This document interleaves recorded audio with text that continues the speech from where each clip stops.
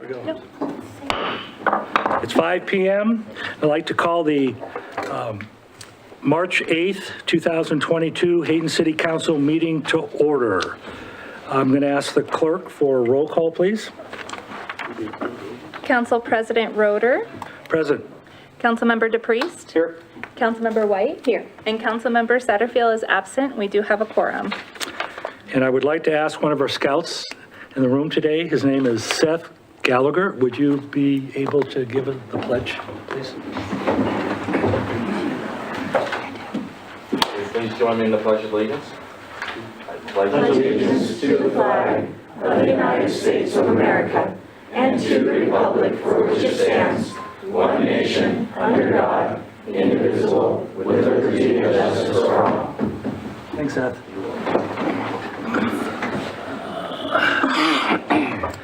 We got a good crowd here tonight. Thank you, everyone, for taking the time to come to the city council meeting and to be part of our city business. I appreciate that a lot.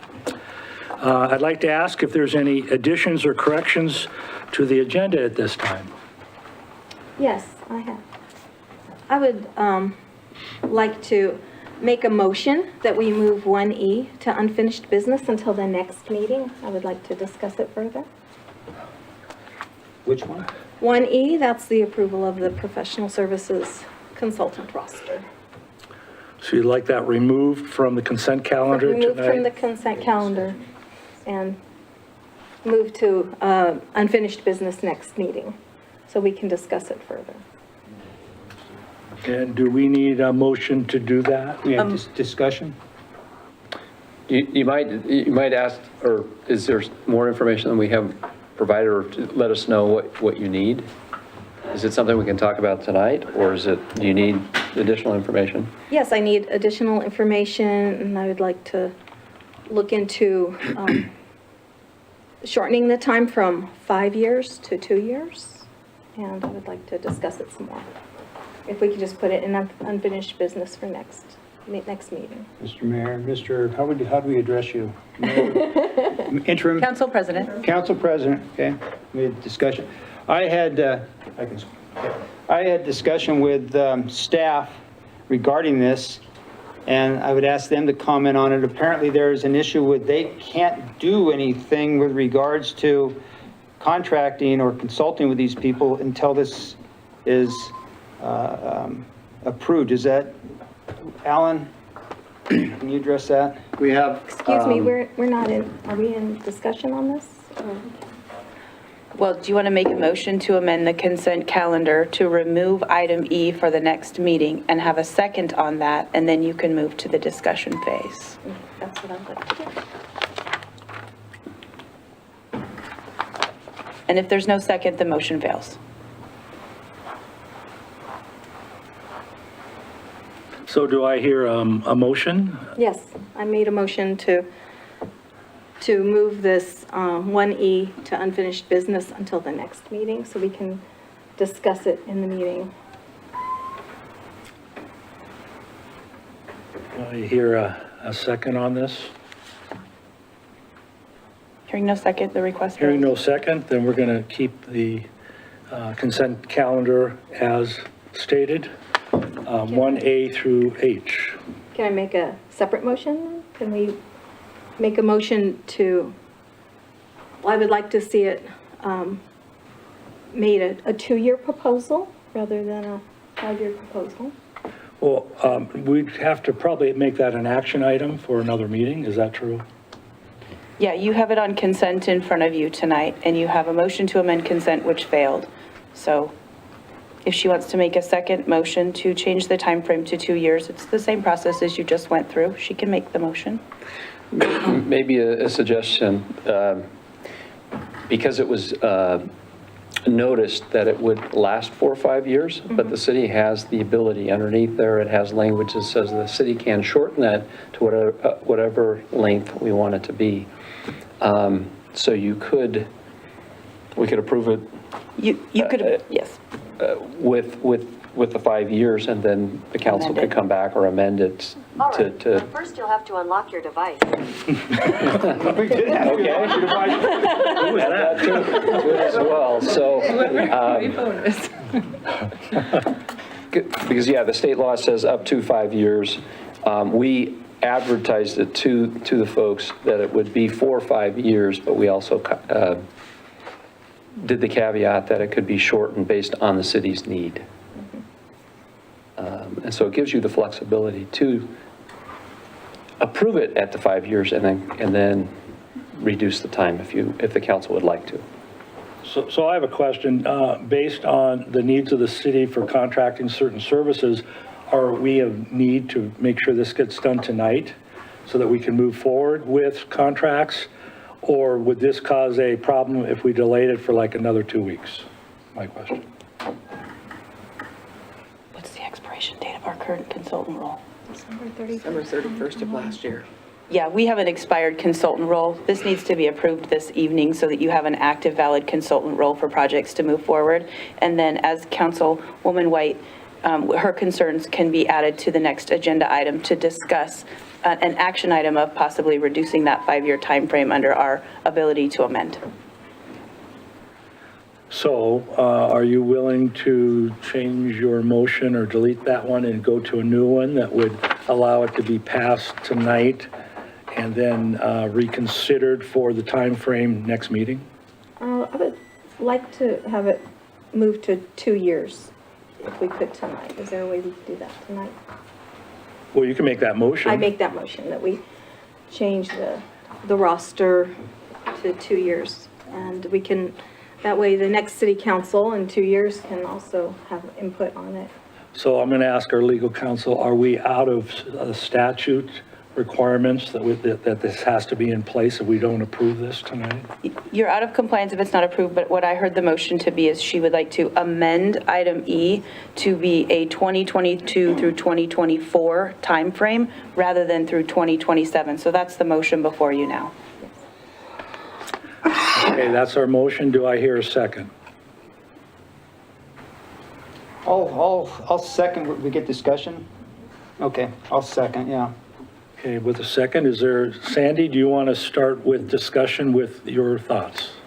Yes, I would like to see this be 2 years rather than 5, just to give other companies that come into play an option to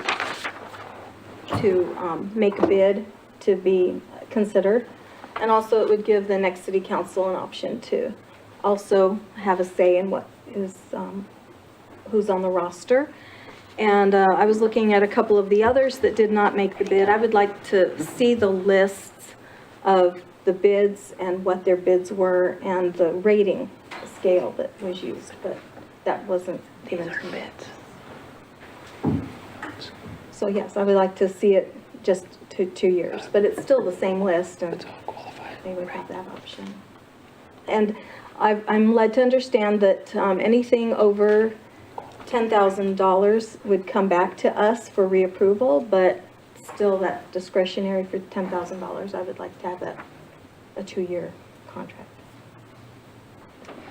Ed? Okay, my main concern here is if we approve this tonight, it will allow staff, and apparently we will then be in compliance, if I'm understanding it correctly, with statute. Am I hearing that correctly? Yes, Tonight. you need a valid services consultant roster by Okay. statute. And so that we can also, it is statutorily acceptable for us to change it to 2 years tonight, but it will allow staff to move on without, the process that was described to me in discussion sounds onerous to the staff at the current time. So my main concern is that they are able to move on and do their job without having the added issues of dealing with that, not having a contract in place. So if I'm understanding that correctly, then that's really all I want to make sure.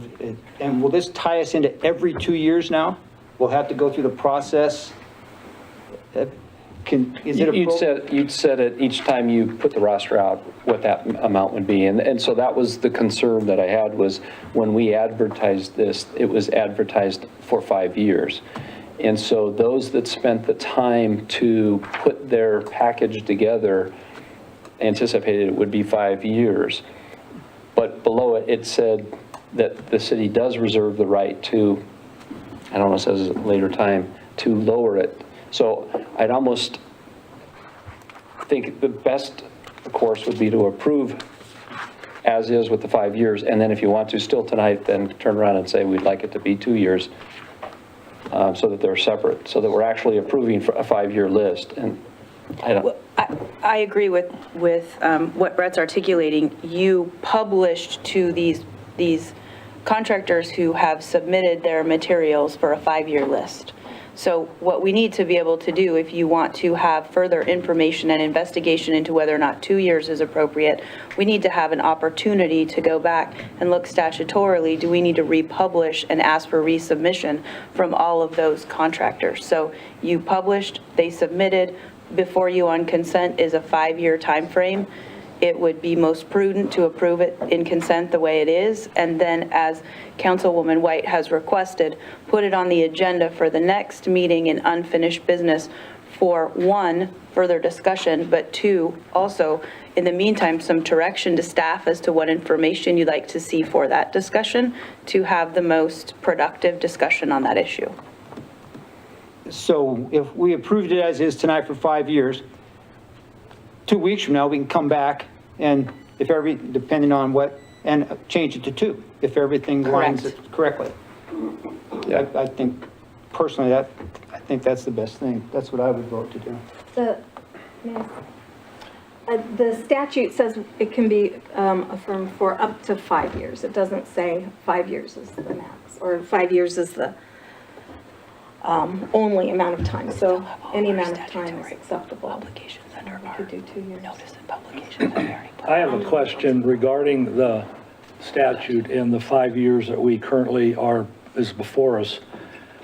Does that mean that, say, 3 years from now, say we approve the 5 years, and say 3 years down the road, there's a new contractor or one from Coeur d'Alene or whatever that would like to bid on the projects, would they be prohibited from bidding or proposing their work to us because they're not in that original 5-year list?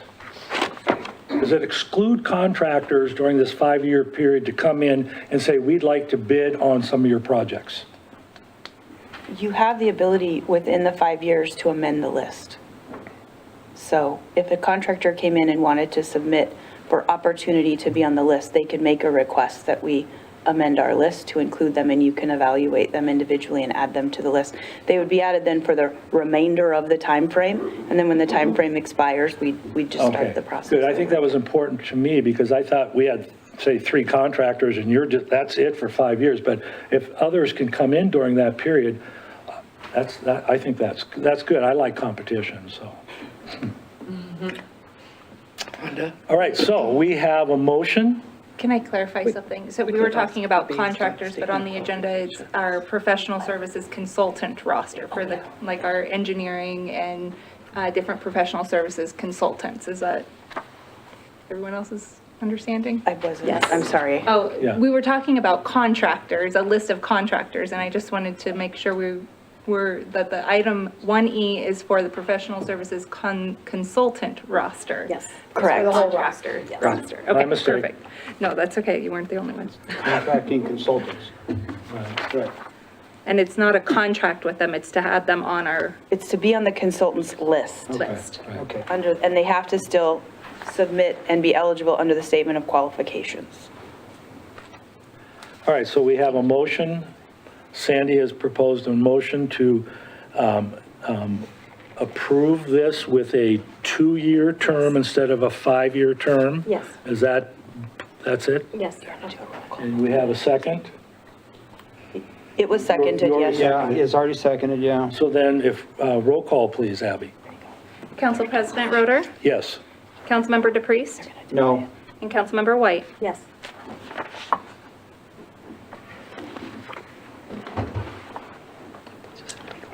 Okay, are there any other items on consent calendar that you would like to make comment on? Yes, I would like to clarify the item D, the approval of memorandum of understanding with the Kootenai County for the sheriff's boat dock at Honeysuckle Beach. So for this item, that memorandum has not been sent to county legal counsel. I just want to be really clear with council that what we're asking for you to approve is the language of what's in front of you so that we can take the next step, which is to send it to county legal. We're not asking you to approve it tonight from the perspective of you're actually going to sign it. We just need to move to the next step and get it approved by the county. It may actually come back to you in this exact form, but we need to give them the opportunity to provide input. Just want to make sure you're okay moving forward with this before we take it to the county. All right, well, we have the consent calendar. All these items are action items. We've got 1A, approval of February 22nd, 2022 City Council Workshop Minutes. Item 1B, approval of February 22nd, 2022 City Council Meeting Minutes. Item 1C, approval of Hayden Area Regional Sewer Board Wastewater Treatment Plant Facilities Upgrade Payment Requests.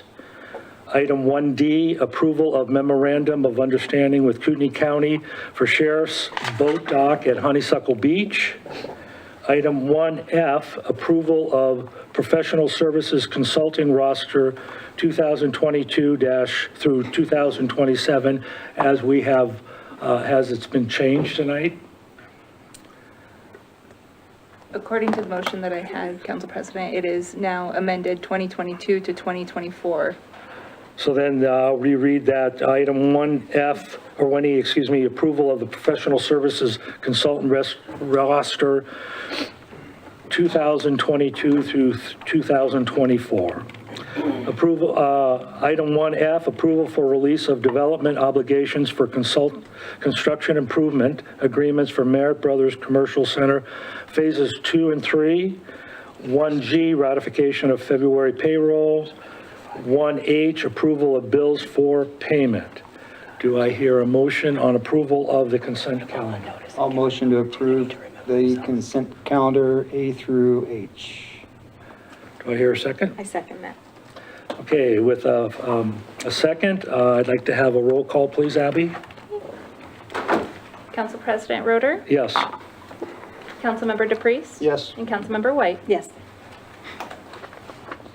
Okay, the next item that we have on our agenda is visitor public comments on non-agenda items with a 5-minute maximum. Do we have anybody? No. We have no one that wants to talk. Okay, that's all right. But thank you for being here, though, to listen. Oh, okay, could you bring that forward, please?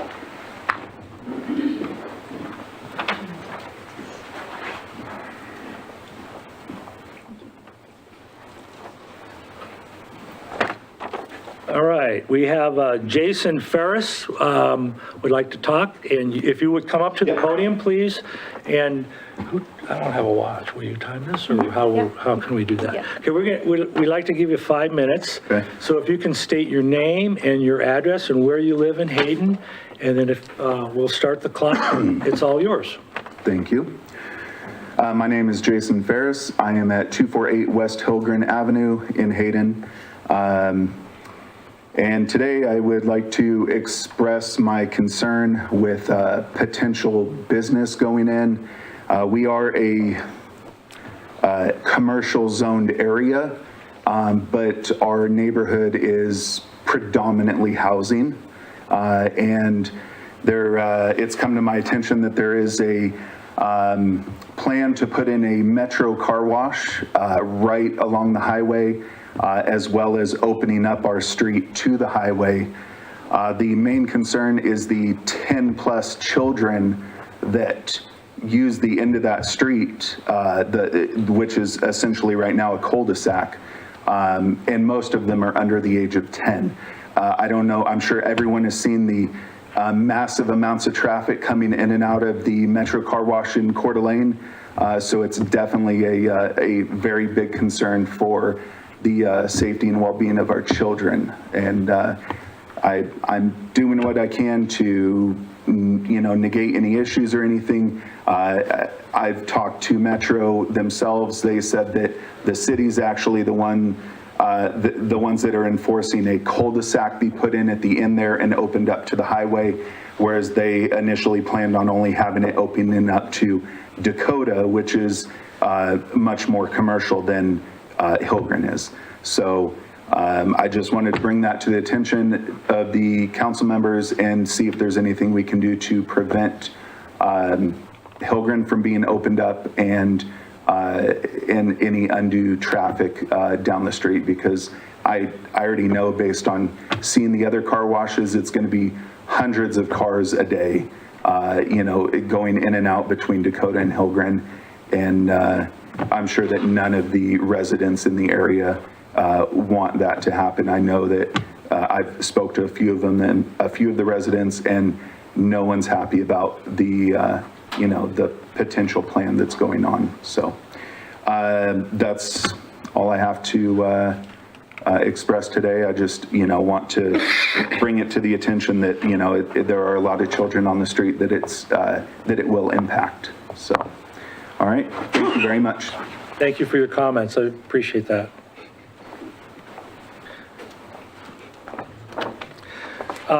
We have a agenda item 4A that we're going to now move before items under number 3.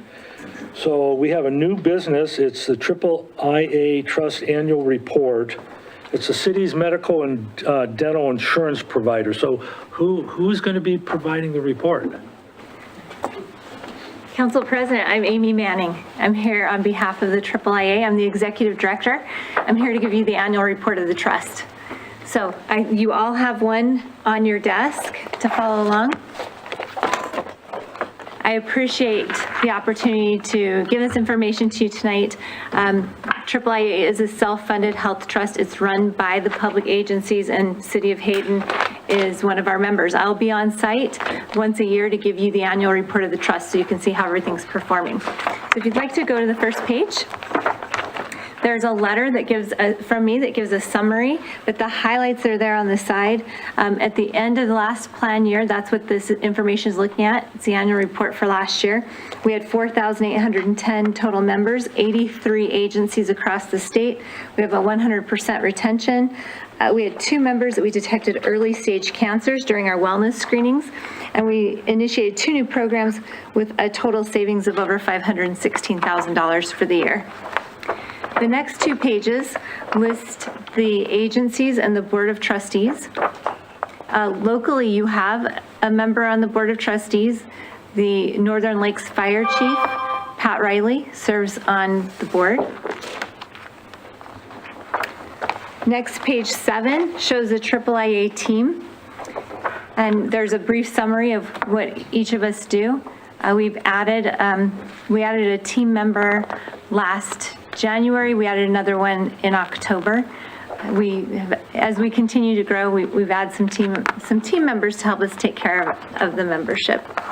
On page 8 is our administrative information, and throughout the report, you're going to see some little blurbs of comments that we get from employees. We get great comments all the time. We wanted to share those with the elected officials so you can see some of the appreciation that we see and share that with you. A couple of administrative highlights. The staff attended 5 different conferences. We had 110 training hours last year. We worked 5% over full time, so we're busy. We had 21 COBRA members, 22 retirees, and the staff cost is 1.6% of the overall budget. On page 9 is a growth. It shows a snapshot of the last 3 years. So you can see that the trust continues to have significant sustained growth each year. It's listed there both as agency and number of employees. There were 26 agencies that went through the rating process last year. 13 of those joined. And all agency changes on the bottom of page 9 were positive. Agencies were able to add additional benefits for their employees. On page 10 and 11, is a snapshot of the 2 new programs that we started that led to all the savings. So we have a group of employees, members, that have an acute form of one of those illnesses listed there in the middle of page 10. Acute meaning that they have to go into a hospital and receive an infusion in a hospital setting twice a year up to every 8 weeks. Now, those, when you go into a hospital setting and have those run through your medical contracts. Well, we also have separate pharmacy contracts. And I asked our data analysts to run a test claim on some of those drugs through the pharmacy contracts and found that the cost of that medication was about 1/3 of what we were paying through the medical side. So the next step was to find hospitals that were willing to work with us and allow us to ship that medication into them and then just pay the hospital to administer it. We did find 2 hospitals willing to partner with us on this program, and we launched it on December 1st of last year, and by the end of September, we'd saved over $472,000 by implementing that. The other program is the St. Alphonsus Maternity Benefit Program. We have several agencies in the Treasure Valley, and in that region, it seems to be that there's a St. Luke's or a St. Al's on every corner, so it's very easy to access either facility, and they're both great facilities. So we did run test claims for maternity through each of them, found that there was a savings for us if we incentivized members to choose St. Al's over St. Luke's for delivering a baby. We never want to narrow the network, but we want to pass on savings to our members if they choose to do so. So we started that program on January 1st, and by the end of September, we'd saved over $44,000 on that one. On page 12 and 13, the trust invests significantly in wellness. And the reason we do that is listed on the top of your page 13. During our wellness screenings, we send a nurse practitioner and staff out to every agency in the AAA, even if they only have 1 employee. We send them on site. We conduct these wellness screenings. And in last year's screenings, we found 1 stage 1 colon cancer and 1 stage 1 prostate cancer. It's really important, obviously, that we catch those things early for the member, for their prognosis. It's important for the trust that we catch those early as well. So we do invest significantly into wellness. We have a telehealth program as well. So those same 2 nurse practitioners that we contract with to go all across the state, they also run our telehealth program. That's a 24-hour call line. It's run 7 days a week. If you call in, those telehealth providers will call back within 2 hours, and it's no cost for your employees to use that benefit. I think it's one of the most important benefits we offer, so that our members always have access to health care. Now, like I did mention, it may take them up to 2 hours to call you back. So they always say, if you are missing a limb or bleeding profusely, go to an ER. Do not stop and call telehealth. So, but it is there for you 24 hours a day. And I think my favorite quote, I think one of the best quotes in here this year is in the middle of page 13. We have an agency, one of our very small rural agencies. Their only access to local medical care is a small ER. A member had gone in. She wasn't feeling well. She was sent home with some blood pressure medication, went still not well, went in 3 days in a row, kept being sent home. She had remembered that we had a telehealth line, called us on a Saturday. We also, as staff, we work 365 days a year. We always have a member on call, so don't hesitate to call us. We always have someone working. Got her in touch with our telehealth provider, found that she was indeed, her blood pressure medication was not working. She was in stroke range. The provider was able to call ahead, make sure she had safe transport to the hospital, called ahead, told them to have an IV ready, to get a doctor on site. They did all of that, was able to admit her and take care of her. And she really felt like nobody had been listening to her before that, and she felt like it saved her life. So that's kind of an extreme example, but it is important that our members have access to medical care, especially in these rural areas that some of our agencies are located in. On page 14 and 15, the AAA created a mental health program. It's very common to have EAP, Employee Assistance Program, that's mental health counseling visits that go along with your medical benefit. We do have that. We administer this program internally. What we found is we used to use another company for it, a company out of Boise that we hired to run this program for us.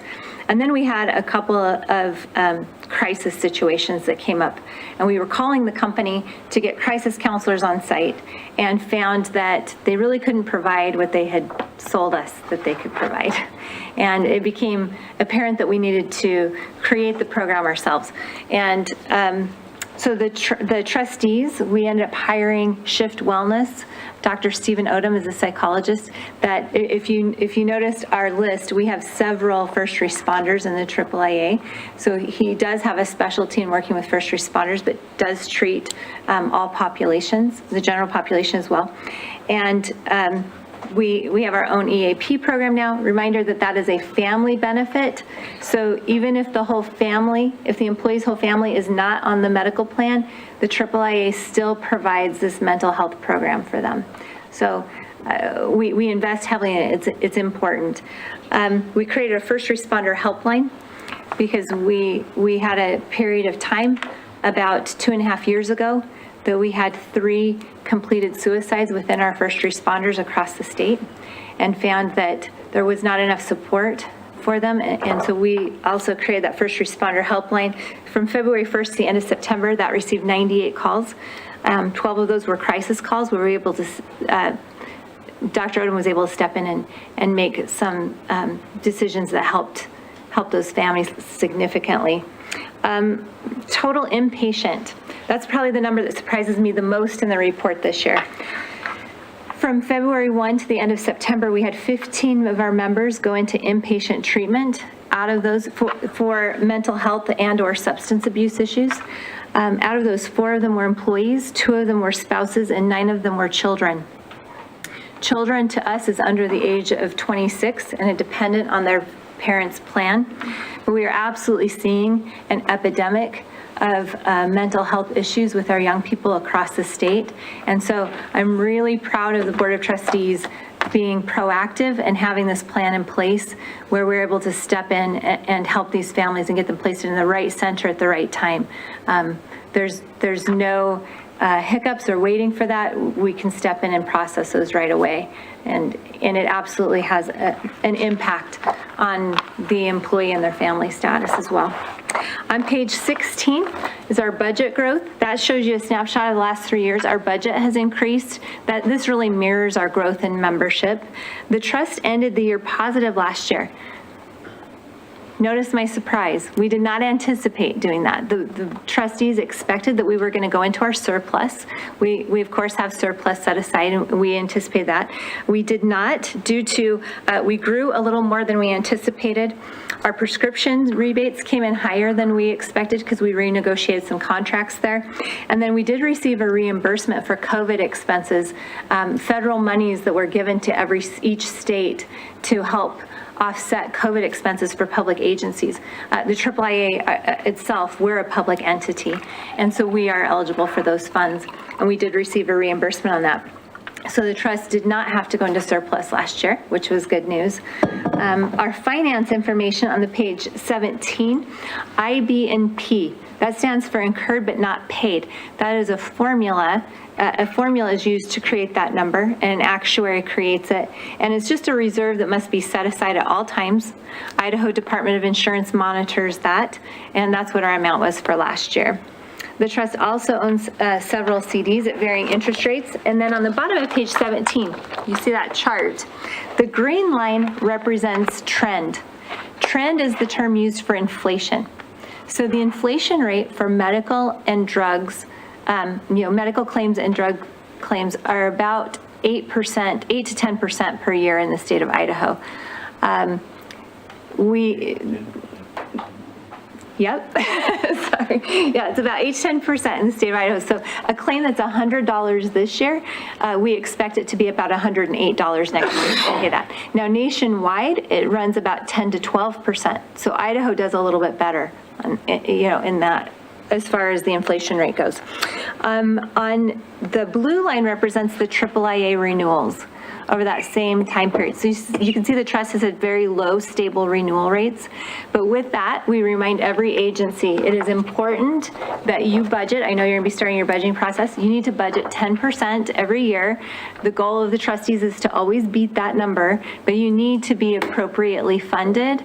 You need to fund for that inflation rate. You know, 1 out of every 3 to 5 years, City of Hayden's going to have a bad year. So will each of the other members of the trust. And 1 out of every 3 to 5 years, the trust itself will have a bad year.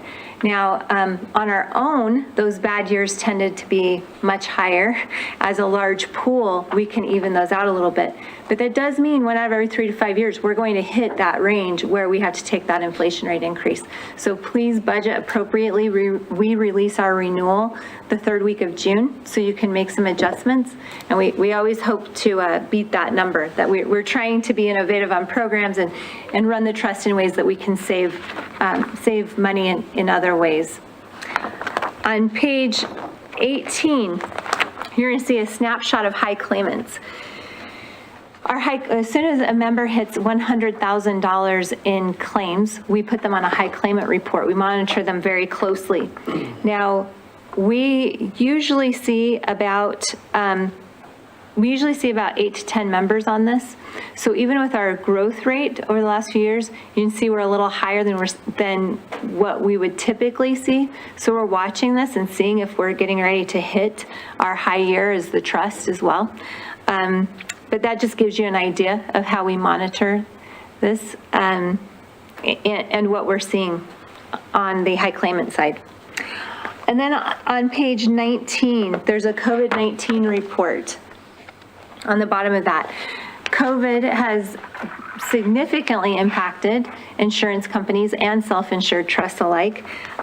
You can see that the trust, again, this number is through the end of September, so I'll give you the updated numbers. In September, we'd had spent almost $1.6 million in treatment and testing for COVID. By the end of January, we were at 2.45 million that we've spent total in COVID treatment and testing. We did get that $782,000 reimbursement.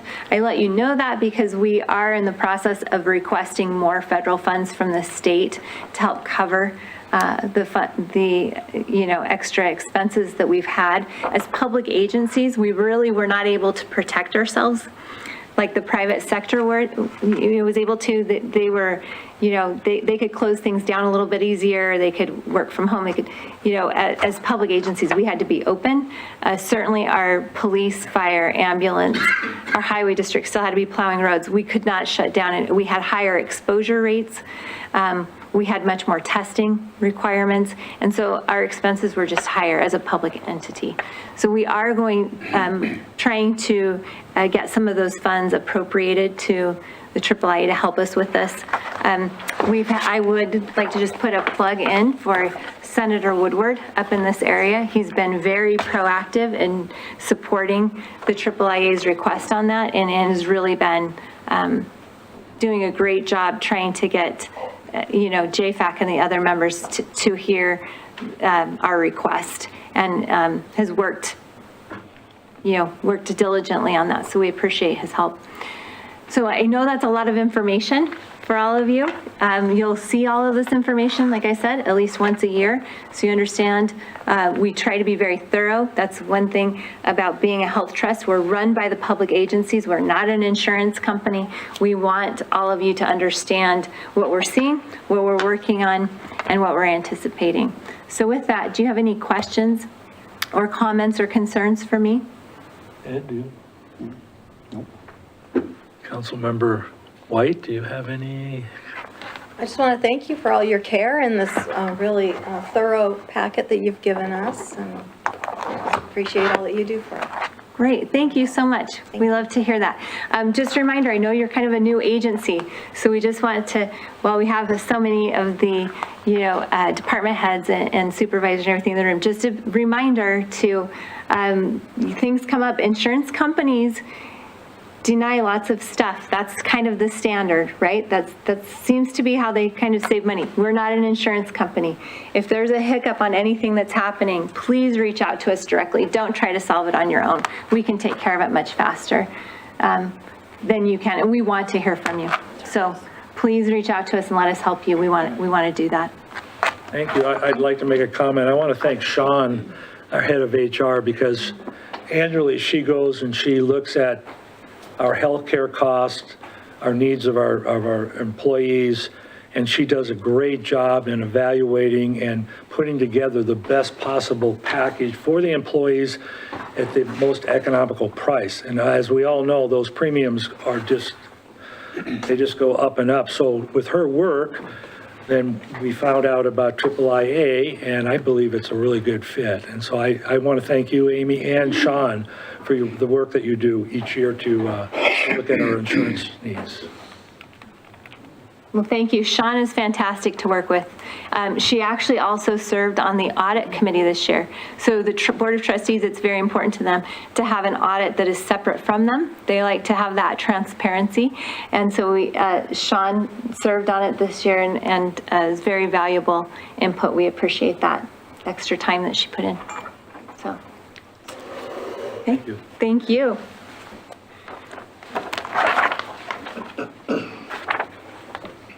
Okay, we're ready to go to item 3A under unfinished business, approval of Citizen Task Force for Public Safety.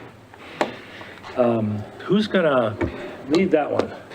I'll mention it. So this is kind of a continuation on a group of folks that had gotten together before COVID, and this group would get together about monthly or every 3 weeks and would look at statistics related to our public safety.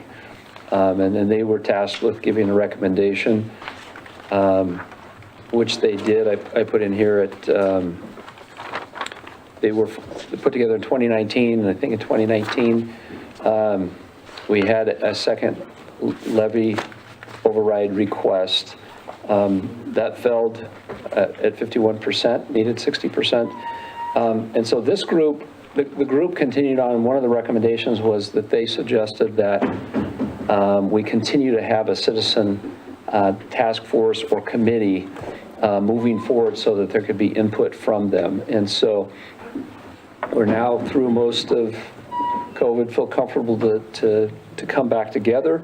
We've had multiple requests from Sheriff Norris to look at things, and so it made sense to put this back together. We advertised out for some new folks. We also asked the ones that were on before. We had 7 or 8 citizens. In fact, we had taken everybody that asked to be on last time. And then with the ones that agreed to do it again and the new ones, we have about 10 citizens, and then we had 2 council members on there to sit and attend. And so the list of those folks are on the 3rd page. And there's a little bit of information there. I don't know if you have any questions. Abby helped put together, some of the notes as far as residents and folks that are there listed.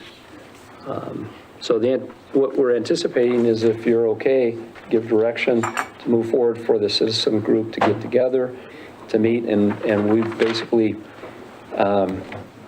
work again to gather statistics and information. And so we're looking for direction from the council on this.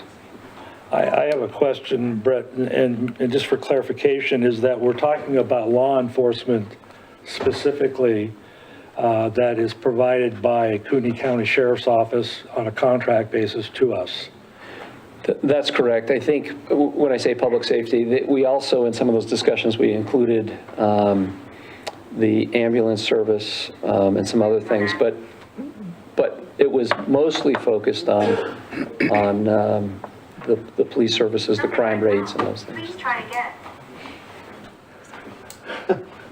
So yes, you're correct. So, and the reason why I asked that, and you brought up ambulance service, because I understand that Chief Riley from Northern Lakes would like to be part of this.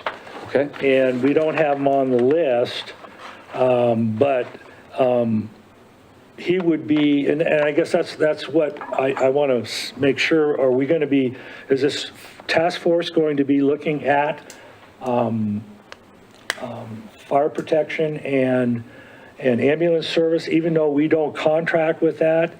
Obviously, our city has an impact on that fire district, and do we want to combine it, I guess is the question, and that's why I want to bring that up now, or do we want to keep it separate? Thoughts? I think we could combine it. I mean, a lot of the information we had, like response times, included response times from the ambulance, response times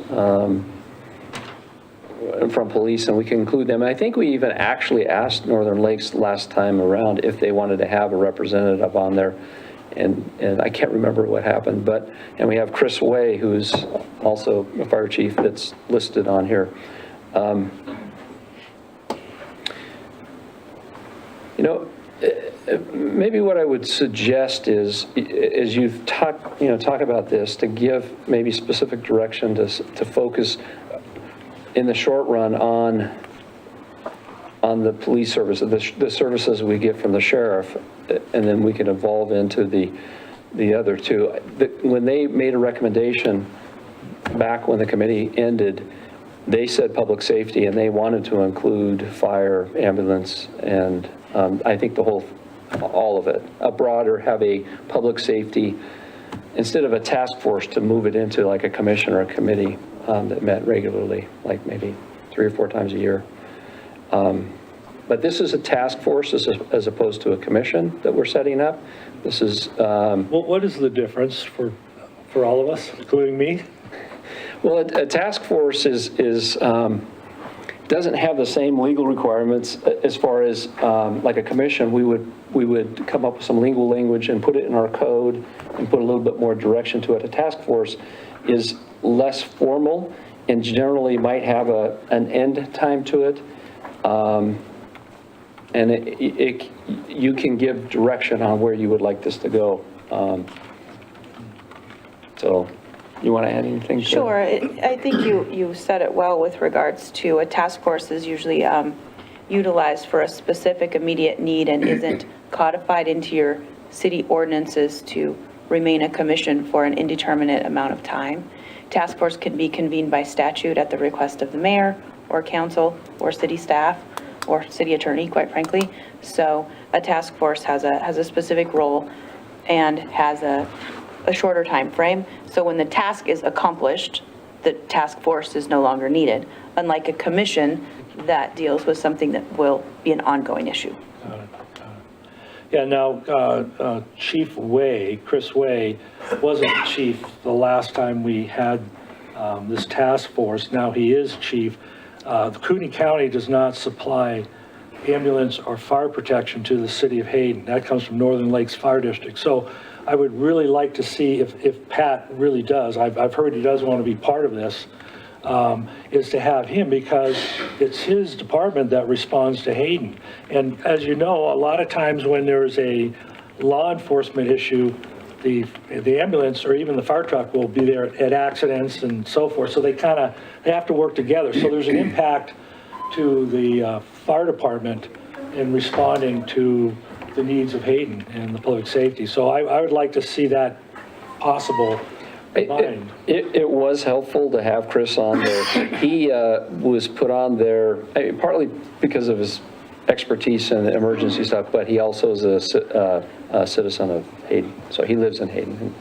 And I think it'd be great to have Pat Riley if you'd want to be on this. I think with your direction as you discuss this, if you put an emphasis first, because I think that's the bigger issue right up front, is the sheriff issues, but to include all public safety as part of this, I think it would be helpful.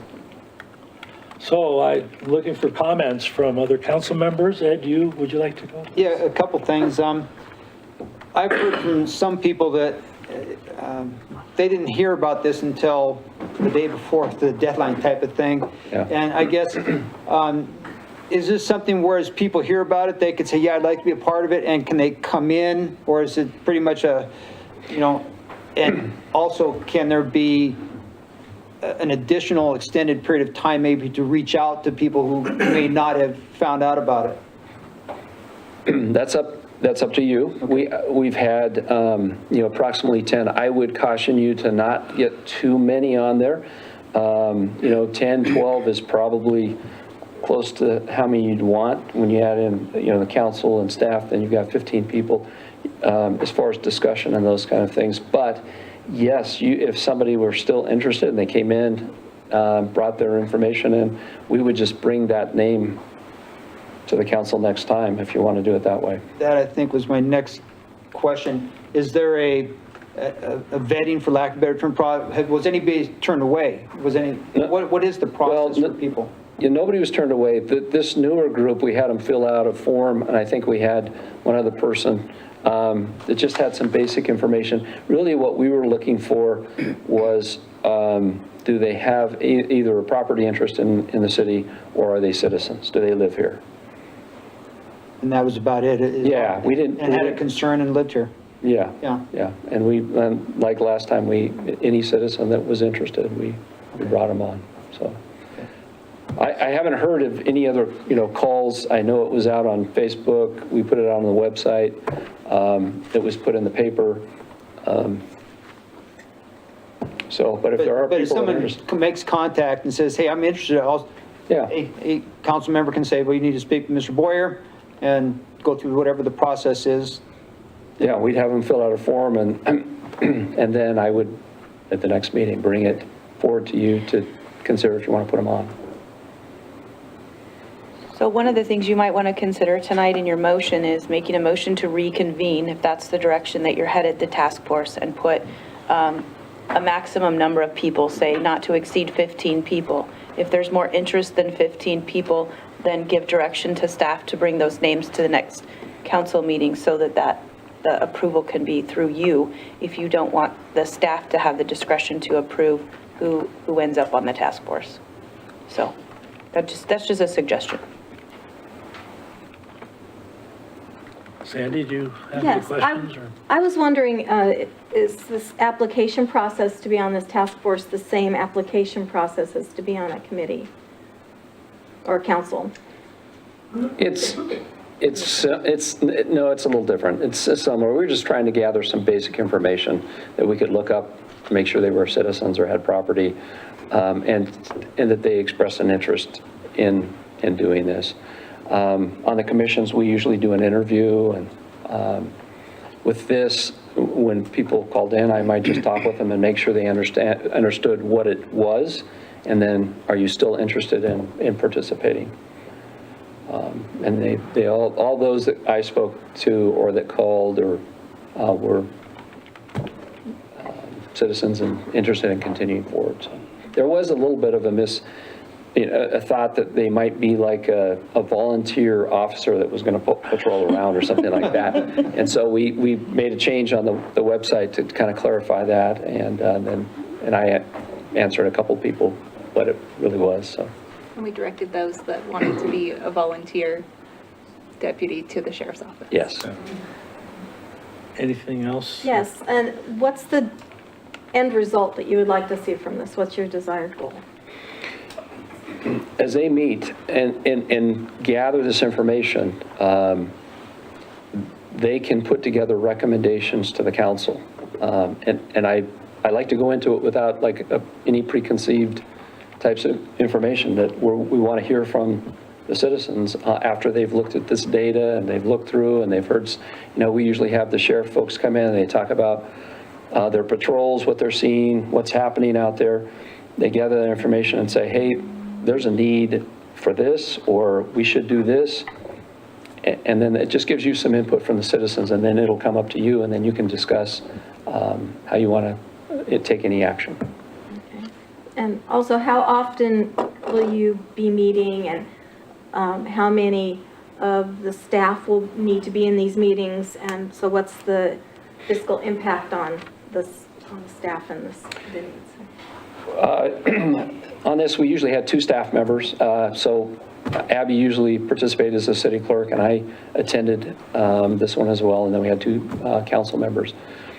We met It depended on the group a little bit. I would say it was about maybe once a month or once every 3 weeks. When we needed to gather some information and we knew it was coming in, then we said, okay, let's meet again on this date. So it's up to that group on, as we meet, we'll say, okay.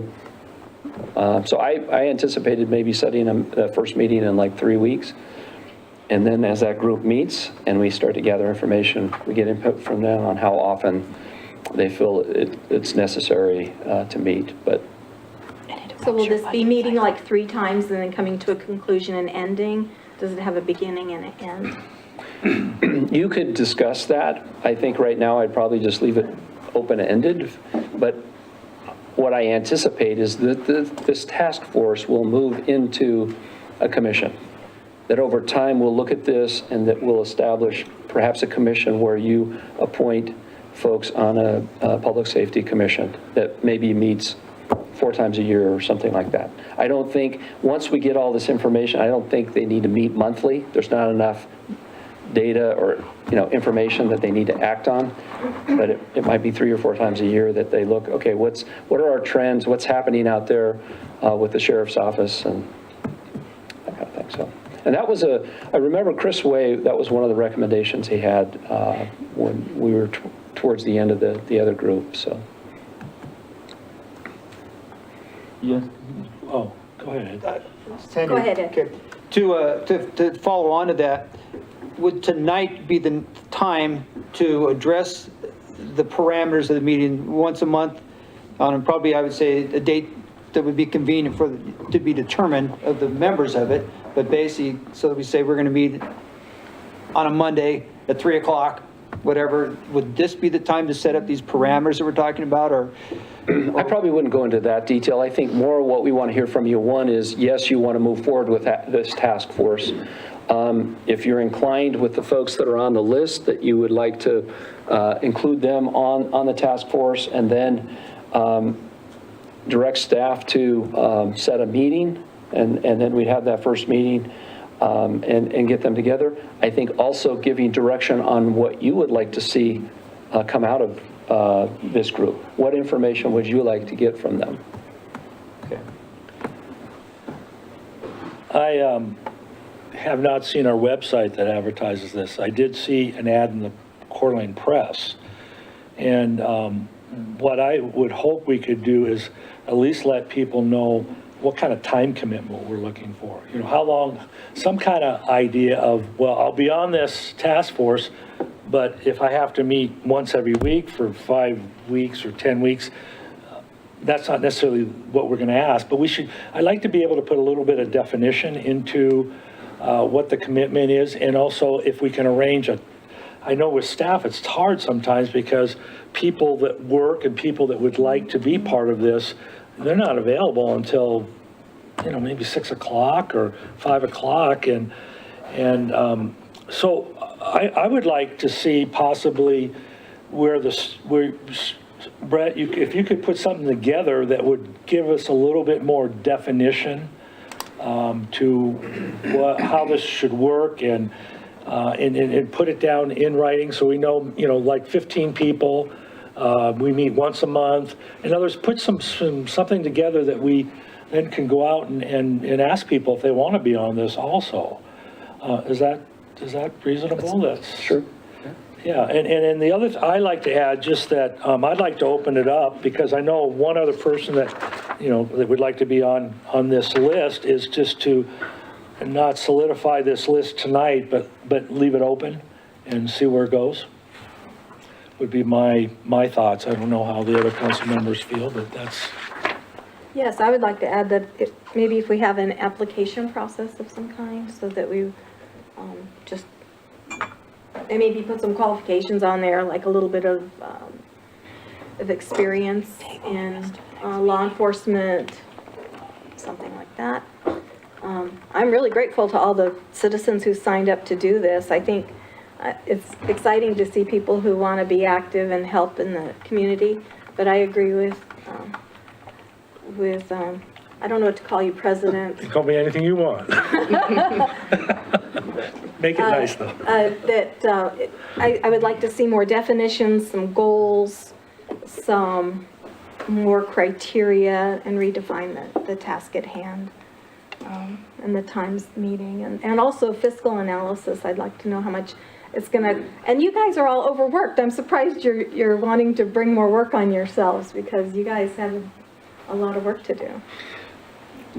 Yeah, we'll try and keep, to a minimum, obviously, but I think those of us that were on it before, it was very valuable to hear what was going on in our community as far as public safety in the sheriff's office, so.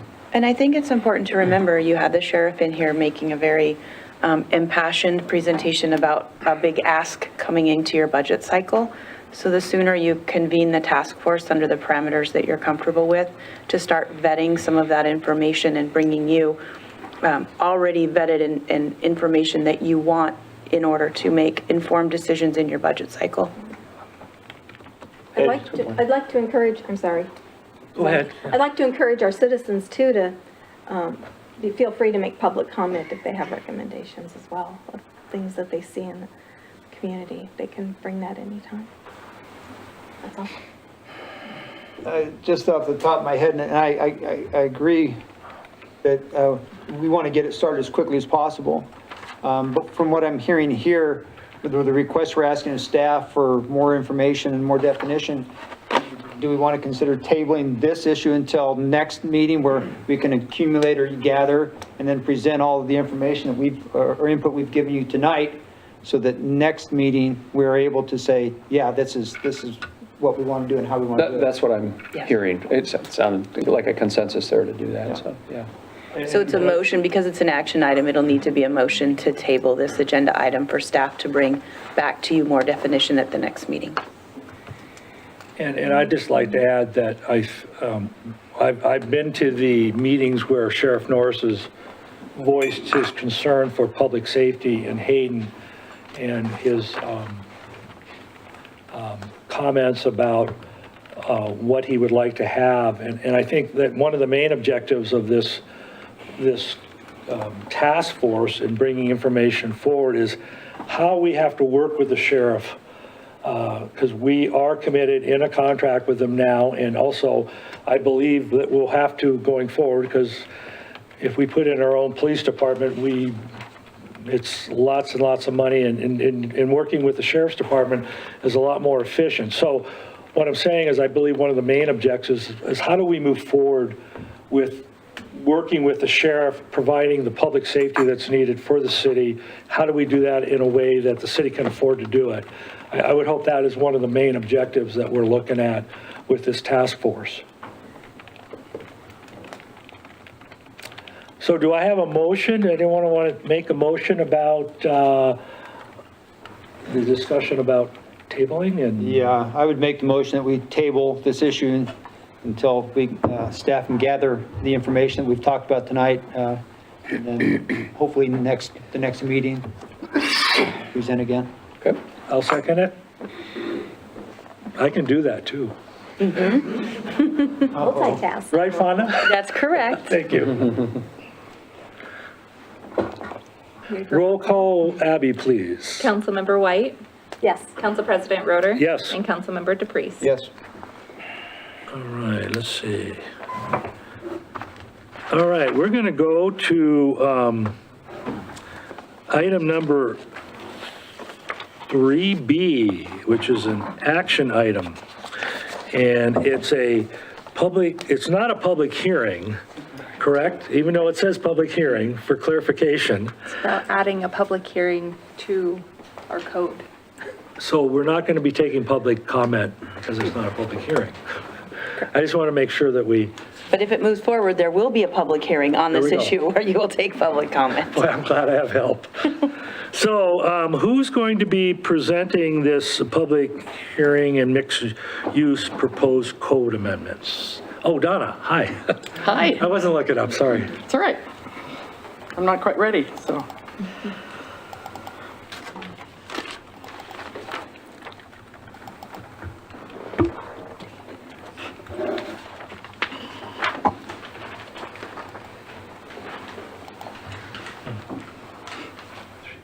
So we've been workshopping and discussing with council a couple of proposed code amendments to come back through the public hearing process. The first one is adding that second public hearing before city council for zone map amendments.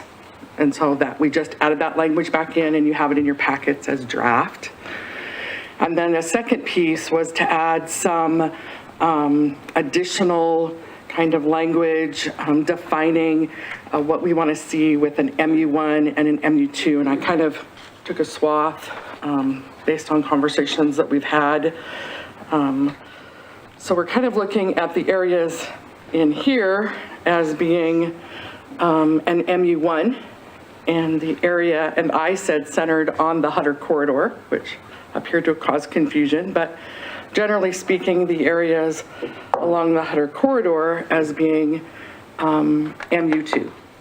Part of that is in recognition of the fact that the Hutter corridor isn't built, and we've identified that multifamily really needs to have a transportation way to, maneuver out.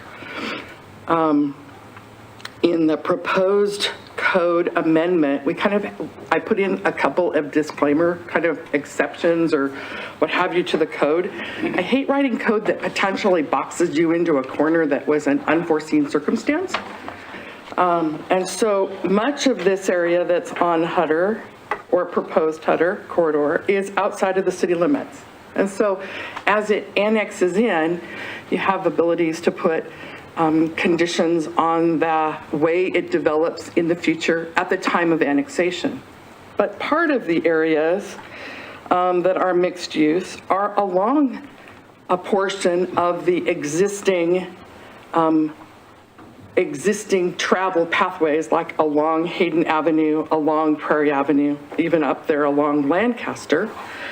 And if I'm looking down here on Hayden Avenue, those are those currently zoned commercial areas that in the old code allowed for multifamily by conditional use permit, and that under the future land use allowed for it under multifamily. So should they come in with a zone map amendment request, then you might, as a council, might want to put some conditions like a zoning development agreement, similar to what you did with you put a zoning development agreement in place with the daycare that wanted to go in on Prairie Avenue that you approved at the last city council meeting. So you had a use that fit that commercial zone, but should it have been zoned commercial, you only wanted to allow it to be that daycare unless it came back in again. So you may have projects that come forward with a subdivision and a zone map amendment that together marry really well and allow you the affordability to make the decision that those two uses work well. And that adding that zoning development agreement in this mixed use 2 area would allow potentially some multifamily. It would allow you the ability to do that. A planned unit development also comes before the council twice, comes before as a preliminary PUD, and it comes back again as a final PUD. It also affords you to marry those processes together. So it gives you a lot more control as well as flexibility. And I just want to make sure that the thing that I hear from you is that you want to represent the citizens of the city, and you want to represent the property owners. I just don't want to box you into a corner. You can, and additionally, we're going to workshop this with the Planning and Zoning Commission at their next Planning and Zoning meeting on the 21st, and maybe we want to workshop that with council as well. So, I spoke to Brett this morning, I guess. Did you have an opportunity? Yeah, I spoke with her. Okay, and what I'm trying to understand is a zoning development agreement, and in general, and I guess give me input from all the way around here, it basically allows the applicant to come in and have the discussion, here's what we want to do, and it almost seems like it's a negotiation process where, okay, you want to do this, but we're not really comfortable with it, and to structure it gives you more flexibility in structuring, as opposed to the PUD allows for, it says it in there, allows for this, and this, and there is no maximum I think I asked you the question, is there a maximum amount of mixed use, for example? Well, no, there's not. So it sounds, but you said, well, you can put conditions on it, which sounds like in effect, a zoning development agreement, where you're so what is? Land unit developments are like an overlay over the, and Fonda could probably explain this far better than I can, but they're like an overlay over where you're basically saying that in this land area, you're allowed to build, similar to like Lock Haven Hills, for example, shows up on all of the zone maps as residential single family. But we know that Lock Haven Hills has a portion of it that's single family and a portion of it that's apartments and part of it that's condo platted, part of it's a gated community, and part of it's commercial. So that PUD overlay identified how the density was kind of pushed around in that planned unit development, and it accounted for a certain smaller portion that allowed for a zone variance in comparison to the underlying zone. So when an applicant comes in and says, here's the project we want, and it's going to have X amount of apartments and X amount of duplexes and X amount of whatever, and they aren't applying for a PUD, but this is what they want to put in there. Again, I think this is where I'm trying to really wrap my head around. Isn't that really kind of the same situation? Where you're saying, okay, you want apartments and you want this and you want that. If we do this many here and this many there, this is what we've got. So in a standard subdivision or a standard site plan for multifamily, it's based on the land use zone that's underneath, that the property is zoned in. And we'd be talking about the current zone map in this The case. current zone map, correct. Okay. If you came in with a zone map amendment and a subdivision, and they said, if I get this zone map amendment approved, then I want to subdivide it this way, then they're married together. If you bring in a planned unit development, the planned unit development code allows for 10% of the gross area to be used you could apply a different land zone, a different zoning designation for 10% of the area of the planned unit development, should it be approved. So if you have a residential R1 piece of property, and I don't know, we'll say 10 acres, because it's easy, and you wanted to make 1 acre of that residential R1 commercial, then you could do that through the PUD process without coming through with a zone map amendment. Right, so it's in effect bypassing the zone map amendment. Which is zone why it change. comes to planning, why it comes to city council twice, But it's also designed that way for trade-offs. It's designed, and you have a PUD code. It's designed to provide maybe some higher density on a portion of the land in trade for green space or open space. So there's more requirements on that. It's just a completely different analysis on a PUD than it is a subdivision or a preliminary plat, which is wholly determined by the underlying zone. Right. correct. But the zone map amendment agreement, because I think that's kind of where we started here, is designed to say, we will allow your zone map amendment essentially on the condition that you follow through with this application that you've provided to us, or that you do X, Y, or Z. And if you don't, this zone is going to revert back to its previous zone. What is the difference here then between a zoning development agreement and a zone map agreement? Same Go ahead. thing. They're the same thing. It's the same, Yeah. so the zoning development agreement is not where you sat down and said, okay, here's the stew that we're going to make here, and this is that, as opposed to a zone map amendment is where you actually say, okay, we're changing this. Right. We're painting it this color now, type of thing. We're only, in a zone development agreement, as Fonda says, the map color will only change based on whatever requirement you put on that zoning development agreement. So again, if they don't follow through with this, it reverts back to the previous zone. Which is why you give timeframes. Remember, we talked about that in the last one. Let's give so much time for the application to come in. Otherwise, it's going to revert back. Right. Okay, As a basic example. okay.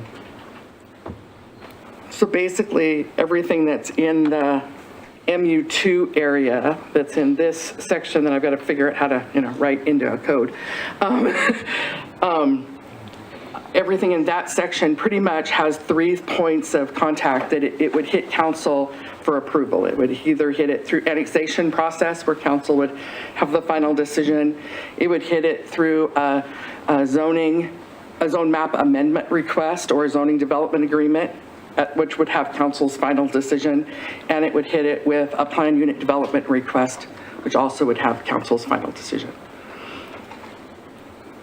Again, remember that in that MU2 code, we're also stating that if they bring forth a multifamily component to the MU2 at the time that they bring that forward, that it has to go through the conditional use permit process as well. So This is back to planning and zoning. And this is upon construction of the Hutter corridor. And that's, so they've constructed it, no matter what they're going to do, it has to come and be approved by council with a conditional use permit. Okay. Do you have any questions for me? Sandy, do you? Let's see.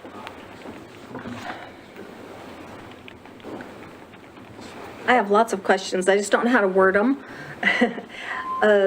So what we're talking about is allowing the purple that's over on Hayden and Government Way and 95. Is that what we're discussing? Allowing? We're talking about breaking the mixed use zone designation into 2 parts. And so we would continue to allow multifamily, commercial combinations thereof in the multifamily zone. Should somebody come forward with a zone map amendment request, council would still have the approval decision-making process with the zone map amendment. We don't have any properties in the city today that are currently zoned mixed use.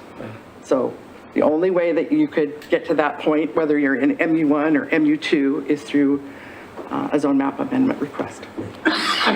So at present, let's talk about the residential multifamily that's the brown right now. That's only, that zone is still in existence for only 6 more months. Till the end of Right. September. Okay, so at the end of September, if no decision has been made, then what does that become? That's a discussion for a different night. Different night, okay. Okay, so, And Councilwoman White, I might be able to help this just a little bit, Yes. because I think you're hitting on something perfect with your questions. The direction staff needs tonight, and the action item for you is, are you comfortable enough with the code that's been put in front of you to have it move to the next step, which is to workshop with planning and zoning?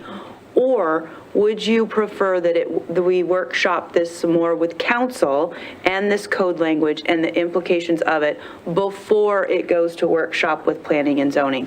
I don't want you to feel like you're like pinned down to a decision on what's happening and the implications of all of this tonight, because that's not what's being asked. It's just direction from council on what the next step is, since this is the first time you've had an opportunity to see some proposed language. well, one thing I'm concerned about with if someone comes forward and wants mixed use along Hayden and Government Way. For example, I live very close to that. And mixed use, correct me if I'm wrong, can go up to 3 stories. Right. So can commercial today. Okay, so is there a way we can make some kind of a code where a development that's abutting up to a neighborhood, a single-family residential area, can only be 2 stories, rather than being 3 stories and towering down on a... So the mixed-use design code does have a setback that if they butt up against residential, that they can only go to 2 stories until they reach the certain setback line, at which point they can go to 3 stories. That exists in the design standards today. And that's 20 feet? It's 2 stories, 35 feet.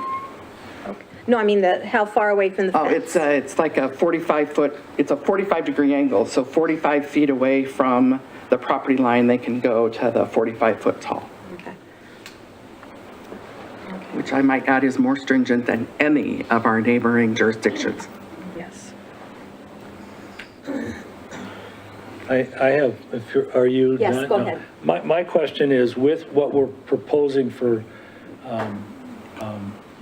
our discussion tonight, and this is a question also for Fonda, does this in any way impact current property rights of existing property owners?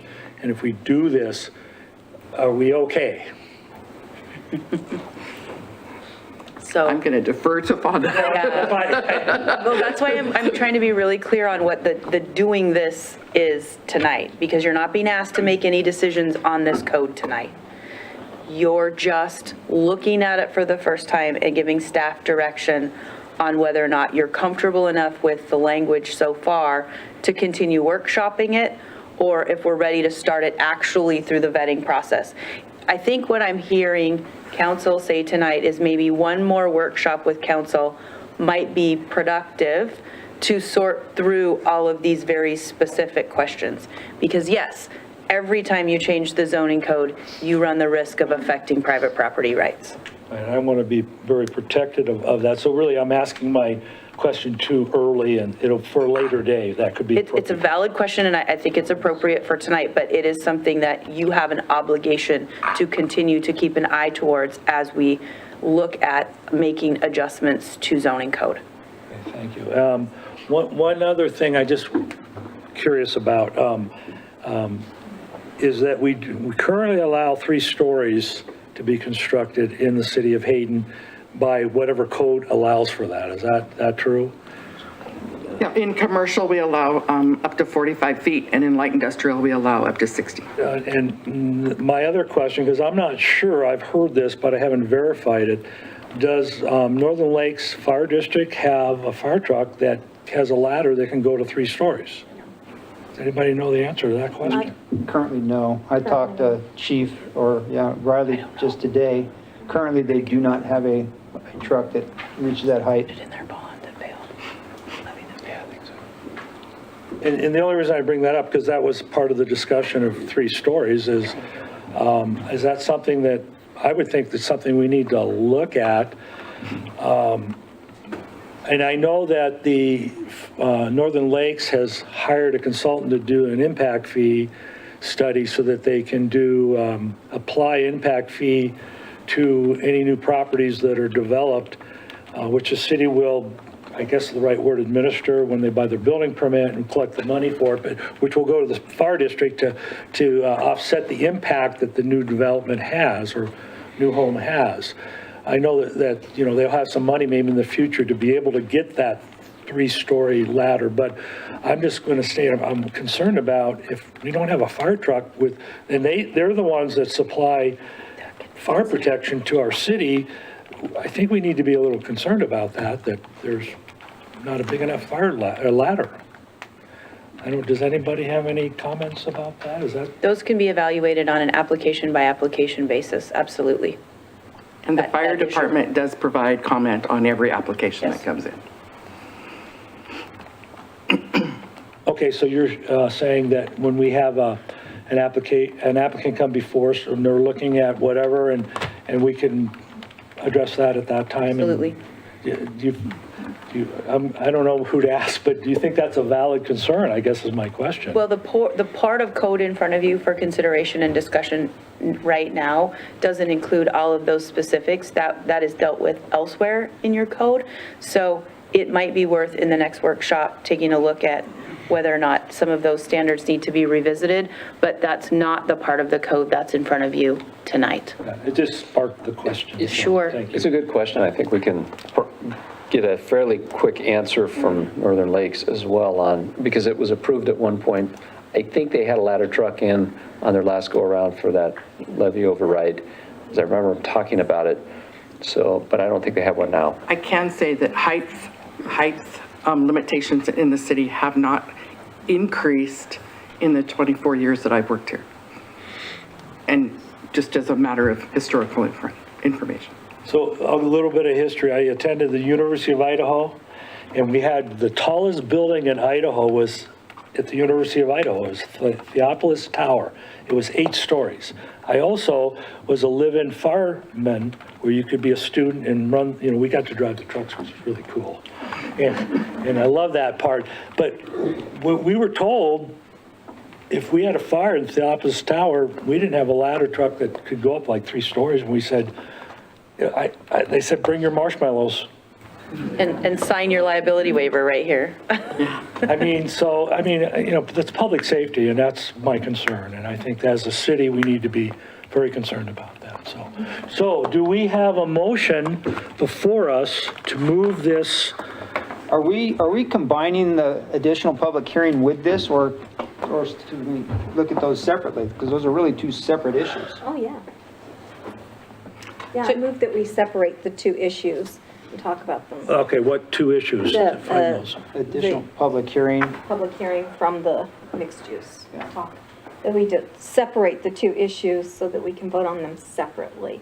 That way, if we want to linger over the mixed use discussion and have more workshop on it, we can do that, but we could move ahead with the. Okay, so someone want to make that motion? Okay with that. I would motion that we approve the public hearing, the additional public hearing before council regarding, zone changes? No, you're making a motion to move the second public hearing process for an amendment to code to planning and zoning, to start the public hearing process there. I think what you're bifurcating is you're ready to move the second public hearing issue through the process. Yes. You're comfortable with that code language, it can move forward. Yes. But with regards to the zone text amendment, you'd like to workshop that some more? No, I'd like to discuss it separately from the 2. Oh, I thought you were done with discussion. Yes. I'd like to have a discussion that we might need on the additional public hearing, and then additional discussion on the mixed use 1 and 2 issue. All right, so do we want to first consider moving forward with a public hearing and do that first? Yes, Okay, so do I have a motion to do that? I motion to do that. But whatever the Motion to do what? okay, you just gave the terminology to move forward on the process, to add an additional hearing on zone change issues before council. What I'm hearing is Ed wants to separate that, and we want to go forward with the hearing. That's fine. I was just giving him the language to include that all in one motion. Okay, so we're all in the same. But if you want to make a separate motion, just make the motion on the second public hearing. That's fine. I'd like to make the motion on the second public hearing. To move it through the process. To move it through the process. Great. I'll second that. Okay. All right, Abby, would you like to take roll call, please? Councilmember White? Yes. Council President Roder? Yes. And Councilmember DePriest? Yes. Assuming you had no further discussion on that. Apparently not. Okay.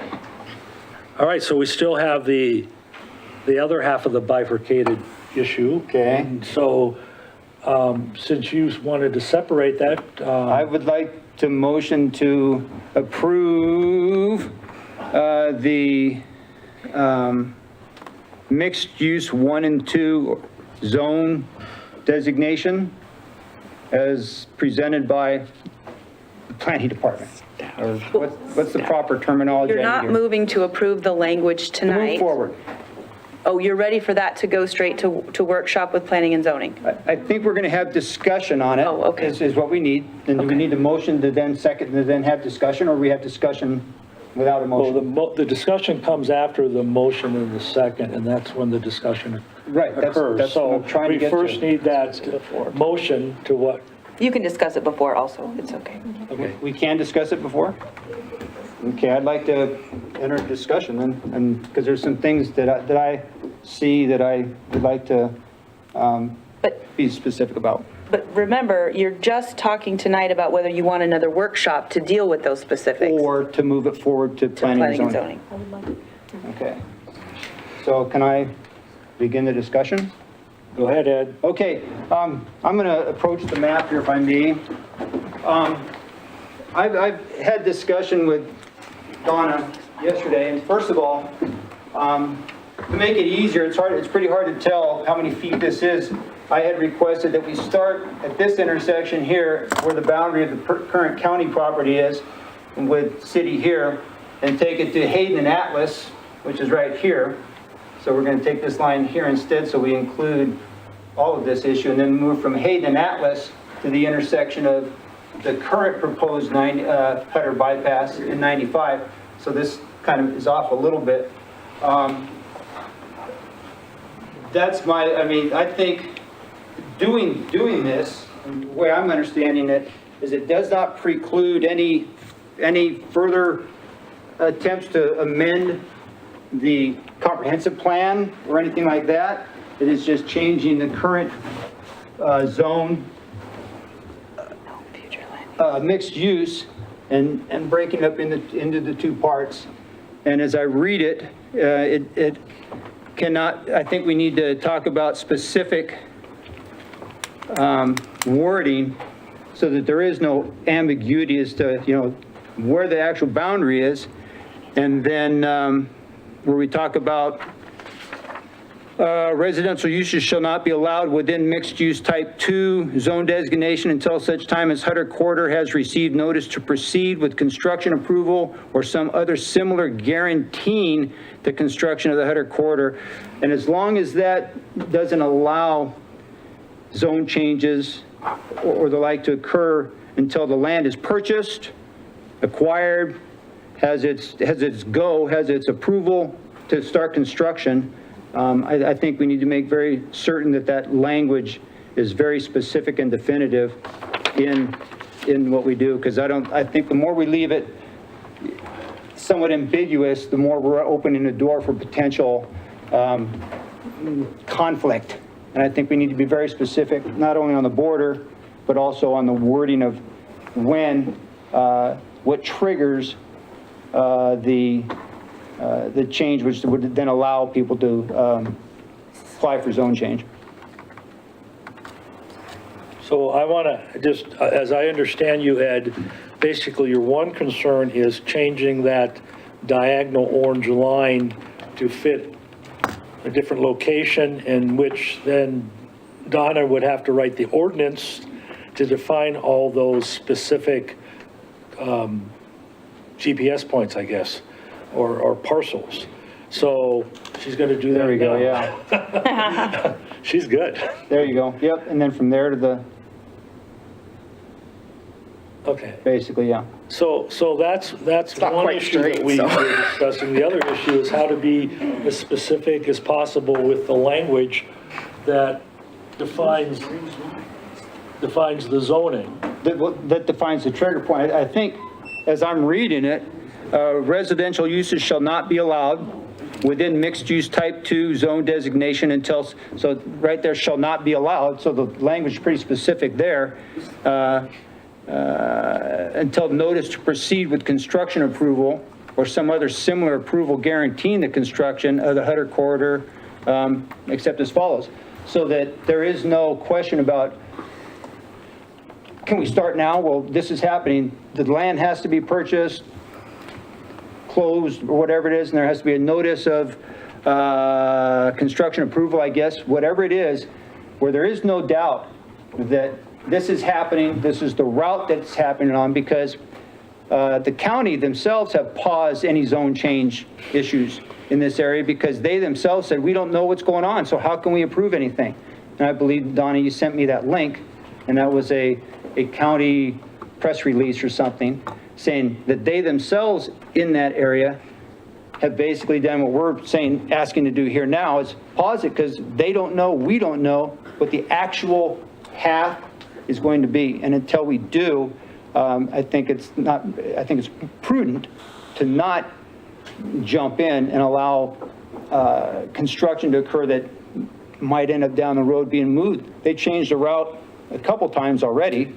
So I think we need to be very certain where this is going, what land it's going to take up, before we allow anything other than what they're currently allowed to do in it. If you look at the current zone map, they're allowed to do that no matter what, if I'm not mistaken, right? If somebody wants to come in and build as it, and build as it is there, then that's their risk, I guess, if I'm not mistaken, right?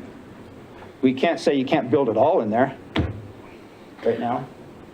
We're just saying you can't densify it basically with the mixed use and the higher density. So what are you suggesting with what's on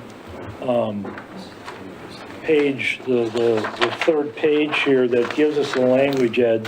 What is it that needs to be more specific? And then the other question I have is, Donna, did you develop this language? I did. Okay, and then my question to Fondo is this, do you feel this is specific enough to do what Ed was suggesting? Or does this have to be adjusted more, or? This is the result of workshops and discussions and conversation and legal analysis with regards to what can and can't happen. It is still a work in progress. I think what I hear Councilman DePriest suggesting is that it might be most prudent to workshop this some more and bring in the additional language at that point so that it can properly be vetted for impact on current landowners and potential future landowners. I think what I hear him saying is he's not comfortable with the language as presented or comfortable, ready to send it to P&Z. So let's No. work.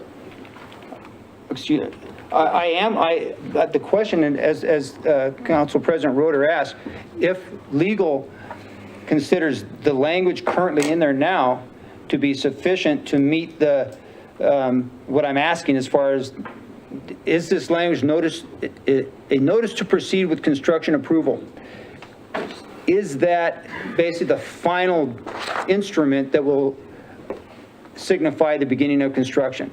Can construction begin before that is given?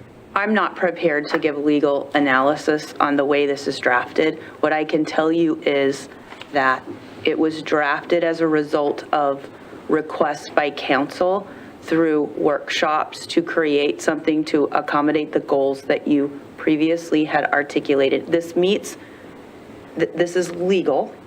This is the least impact. It's appropriate. I vetted it based on Donna drafting it out of your concerns. So the answer to your question is yes. But if you want a full-blown legal analysis on all the what-ifs of what could happen with the way this is written, that I'm not prepared to give that tonight. So it sounds like maybe to take work on this a little bit more before we approve it is what I'm kind of hearing. Now, Ed, if you disagree, well, what is it that we could change here that would satisfy you? My concern is down the time periods. Just get, and yes, I want to get it right.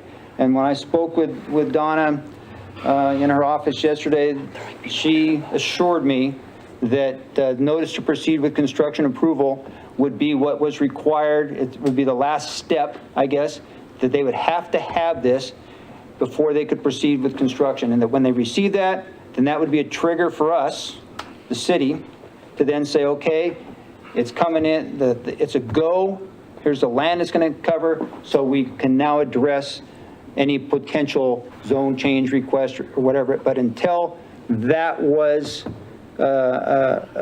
granted, this notice to proceed was granted, that we wouldn't be dealing with, we would have the right to basically say, no, we can't address this until we receive this.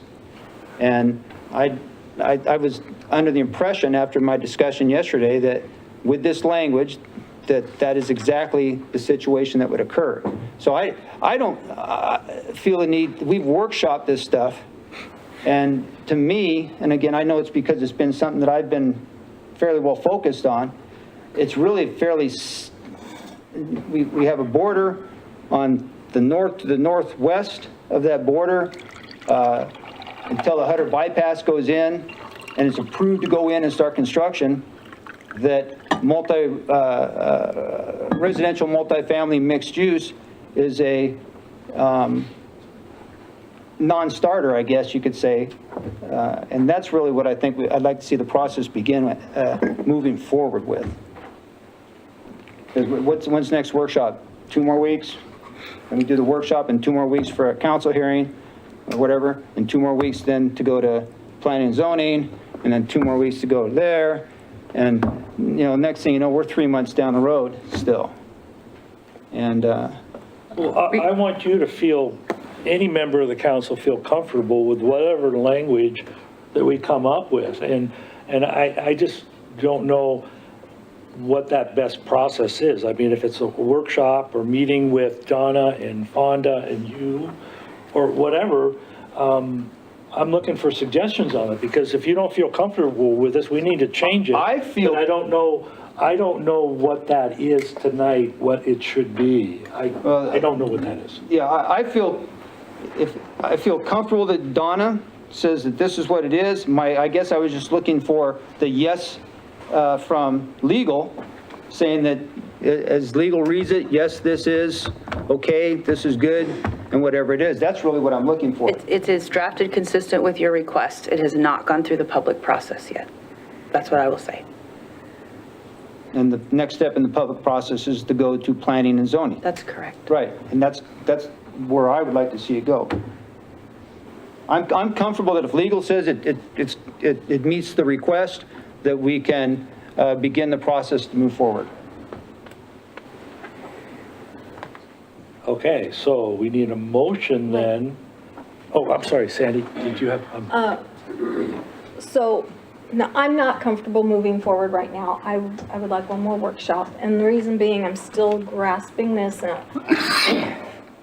Councilmember DePriest, you've had more times sitting with Donna, more times sitting with people, so you understand this a lot more than I do. I'm not comfortable with it yet, mainly because of where my neighborhood is situated and my neighbors, how they're going to be impacted in it. So I would like just a little more time to sit down and understand it clearer, what the impact is. What I would also like to know, what are the legal ramifications to waiting one more 2-week period or to have a workshop?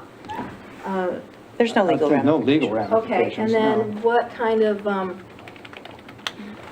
can any kind of application come in between now and our workshops and this to further the mixed use, mixed residential? All applications are evaluated based on the code that is in existence on the date of the application and the payment of fees. So between now and workshop, any application that comes in is evaluated on the basis of the date it comes in. So Sandy, it sounds like you would like to get some more time to discuss this. Is that something that you can do outside of a council meeting with staff and just say, and have your concerns addressed? In the meantime, can we move forward with setting a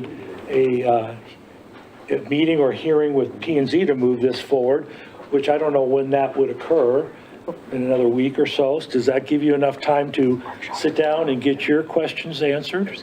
We have a Planning and Zoning Commission workshop scheduled for the 21st. Oh, okay. Would that- It's 2 weeks from yesterday. So this, But correct me if I'm wrong here. What is happening here, MU1 and 2, is actually of no effect on your concern. It doesn't change anything related to anything to the east of the borderline.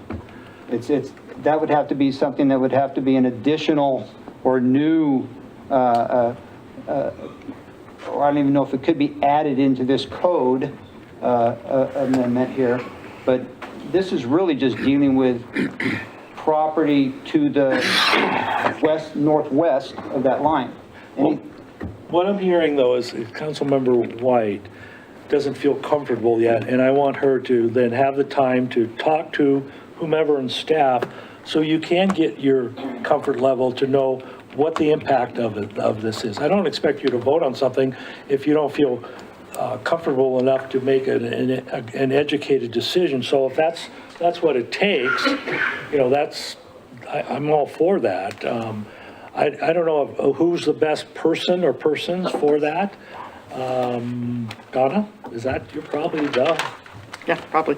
you're the one. So do you want to, I'm just making a suggestion now. I mean, I'm not, you can do whatever you want, but I just would hope that you would, have that time and then to satisfy, because it is new. I mean, there's a lot of stuff here, and I want you to be comfortable with what's being proposed. I know Ed has spent a lot of time on this. He really's got a handle on it, and so, and I like, I personally like the idea of that diagonal and the breaking it up, and I just want to make sure also with Ed that the language in there is solid, so we don't again affect property rights, but that's down the road. I understand that. So can we move forward with you meeting with council or with staff, and then Ed moving forward with setting a P&Z meeting to look at this language, or what do you want to do? Well, again, if it moves forward to the P&Z meeting in the process to where they consider this, I'm good with that. That's what I want to do. And and I don't know how, if we were to vote to move it forward right now, without Councilmember White having met with. I'm not suggesting that. I'm just suggesting gives her time to think about it, and we can move it to P&Z. How do we move it to P&Z if we don't vote to move it to P&Z? Well, we would have to vote to move it to P&Z, which is what you want. Yes. Correct. Okay.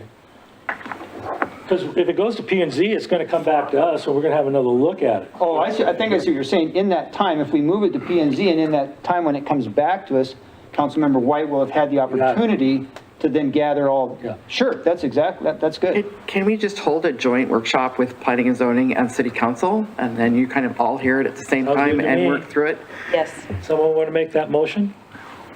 And, Motion to hold a joint workshop on March 21st. okay, hang on.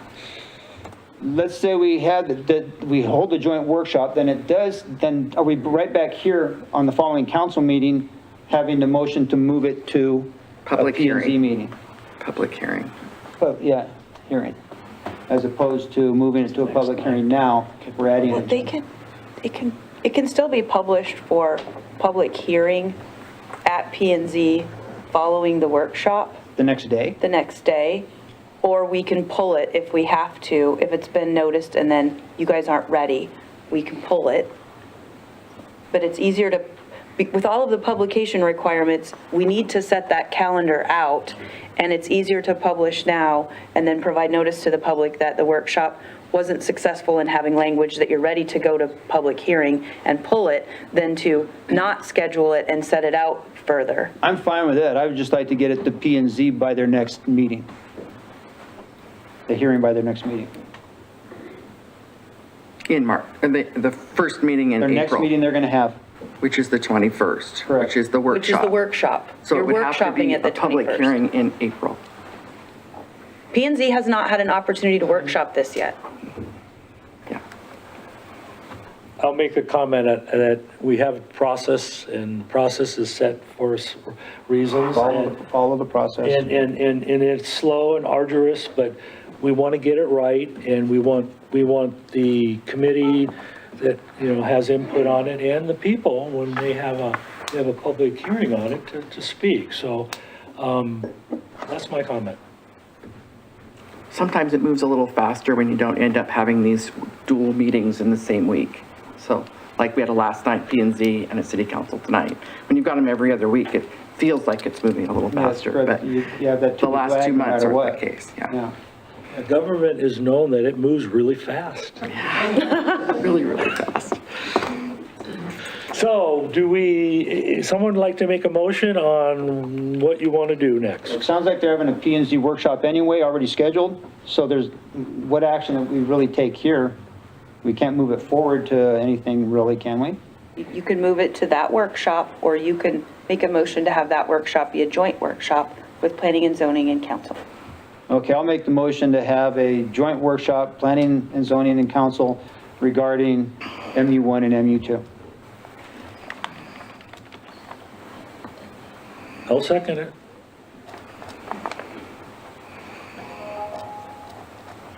So Abby, would you take roll call, please? Council President, can I ask for clarification? Is that a joint workshop with Planning and Zoning and City Council on March 21st at 5:00 PM? Yes. Yes. Thank you. Thank you. Councilmember White? No, Council President Roder? Yes. And Councilmember DePreez? Yes.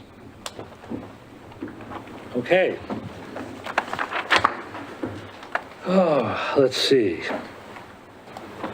All right, let's go to item 4B. I think we might need to Matt, take a little break. Do you want to take a break? It looks like the scouts are wanting to leave. Oh, I'm sorry. They've got homework to do. Oh, yeah. Appreciate Wanna take a 5-minute break? chance to sit in and listen. Yeah, is it okay to take a 5-minute Yeah. break for everybody? I think it's a good idea.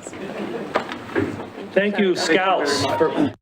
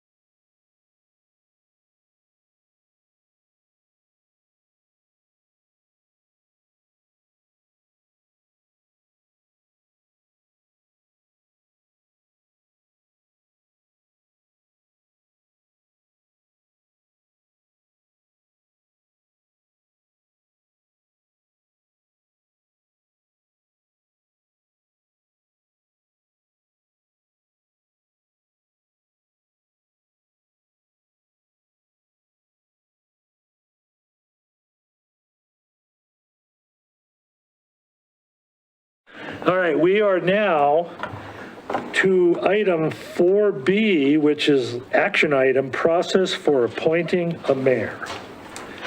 And I know that we have been given, council members, some options about this process, and I'd like to make some comments first before we move forward.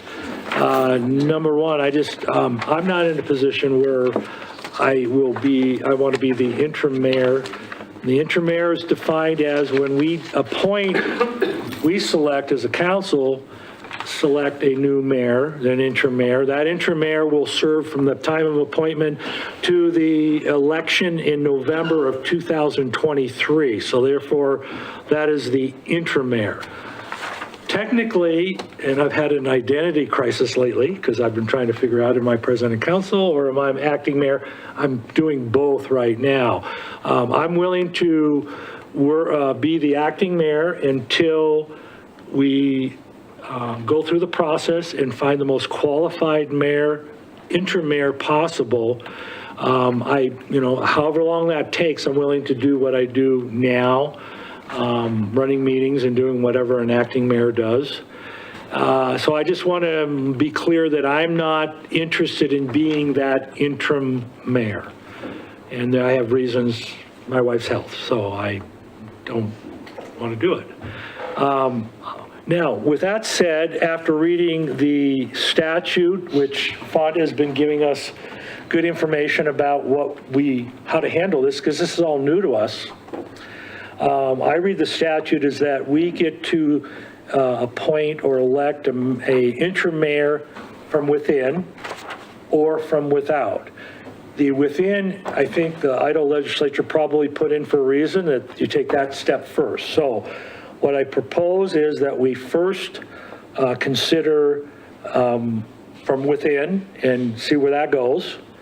And if it doesn't go anywhere, then we look from without, and that means outside the city council, and we can go to the general public that could qualify by state statute to be mayor. There's like 3 qualifiers, something like that. They have to be 18 and live in the city for whatever time, and I don't know that that's... So this is an important process. I don't want to rush it. We are selecting somebody that will be steering the ship, and I want to emphasize that we're in really, really good hands because we have great staff. They do an incredible job. We have Brett, who is our city administrator, that is, I describe him as the hub of the wheel because everything comes to him, and he drives that wheel, and that's not an easy job. If you've ever been in his office, he's got stacks of all kind of stuff going on, and I said, I don't know how you do it, but I appreciate that we are in good leadership with the city, and if this process of selecting a new interim mayor, if it takes a week or 2 months or 3 months, it's worth taking the time and going through the process correctly to get the right person. And the right person in my mind is the person that is most qualified and meets the state statute. So with that, I would like to, if we're okay with legal, that I would first ask if we have any motions to appoint an interim mayor from within. We don't have an action item on the agenda to actually do the appointment. Our only action item is to develop the process for tonight. Okay. But you can ask the question if either council member is interested. Okay, very good. So we can eliminate maybe one step. Okay. Then I'll ask that question. Do we have any, other than me, I'm not interested. Do we have any council members that are interested in being mayor, interim mayor? Nope. I'm willing to speak here.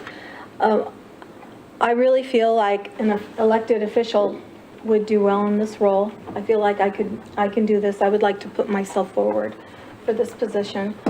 I believe in the time that I've been attending the meetings and seeing the process, and I have a finger on what's going on. I feel like I can do this, and I would like to put myself forward for the role of mayor.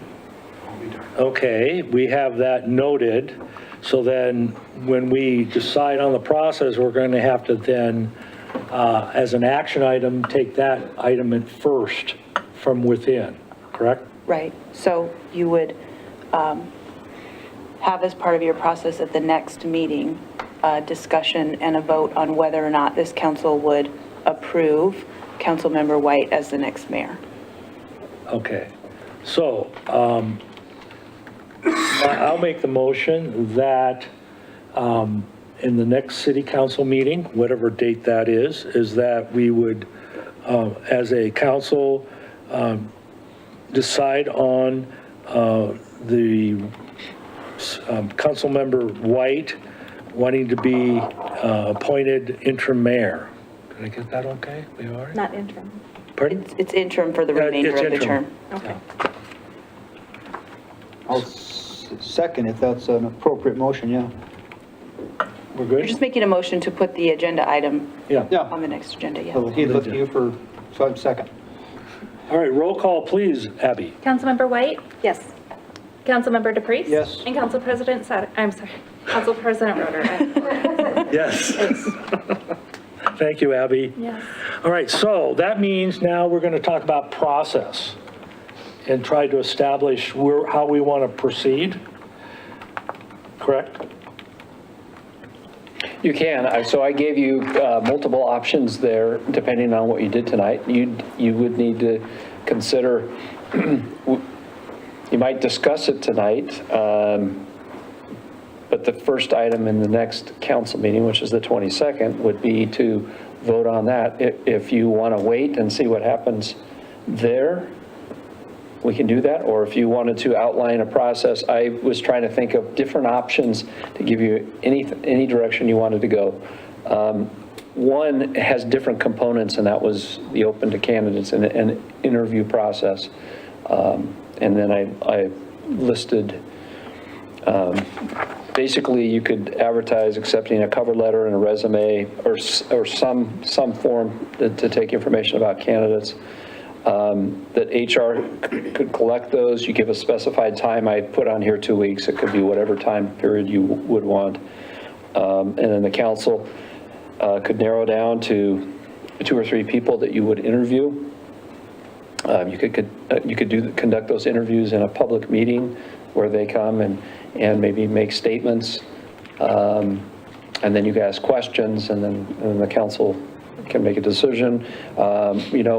We did talk about one thing we wanted to have on there if we did go out in this process is to have a background check, and we'd put that as part of the information.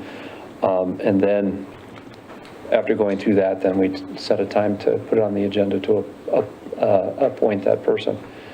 So the other 2 items, you've kind of hit those. I hit appoint a current council or a presented candidate.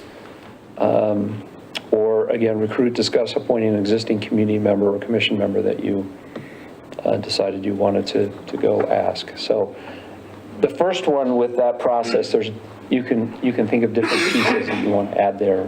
Again, whether the time term, how many you would want to narrow it down to, who you want to have on a panel to narrow it down, and whether or not they would come here. I heard some desire to have it in an open meeting where the public could hear the questions that are asked by the council.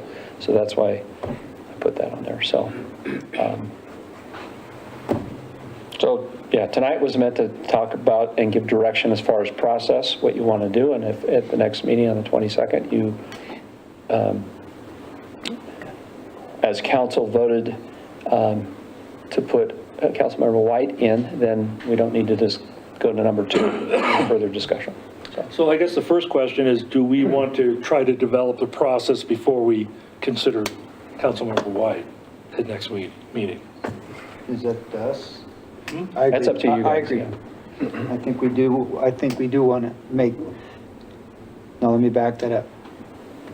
I think we need to begin the open to candidates and interview process now and develop that process. And then the first thing we do next meeting is entertain the issue with Councilmember White and depending on the outcome of that, move forward from there. Okay, so do we need to even make a motion that that's what we're going to do, is we're going to establish the process tonight and vote on that process? Well, if you like the process that's outlined under number 1, open to candidates and interview process, the motion you could make is that depending on the outcome of your motion with regards to Councilmember White, that's the process that you opt to be utilized if she isn't selected as the mayor.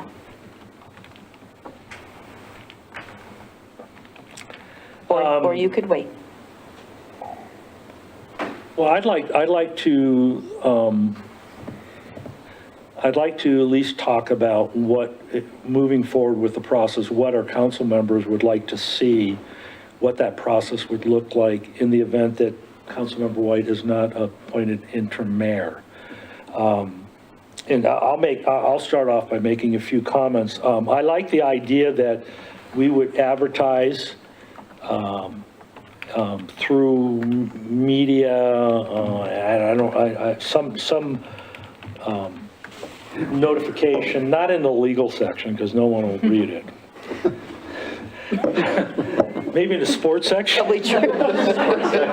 That was a. Yeah, next I know. year, Gonzaga's win is, we get a lot of play on that. So I like the idea that we advertise, that we would have a letter and a resume that we would come to the council, that we can look at that. And also, I would like to, before it comes to the council, is that it would go to HR, the Human Resources Department, just to look at their background.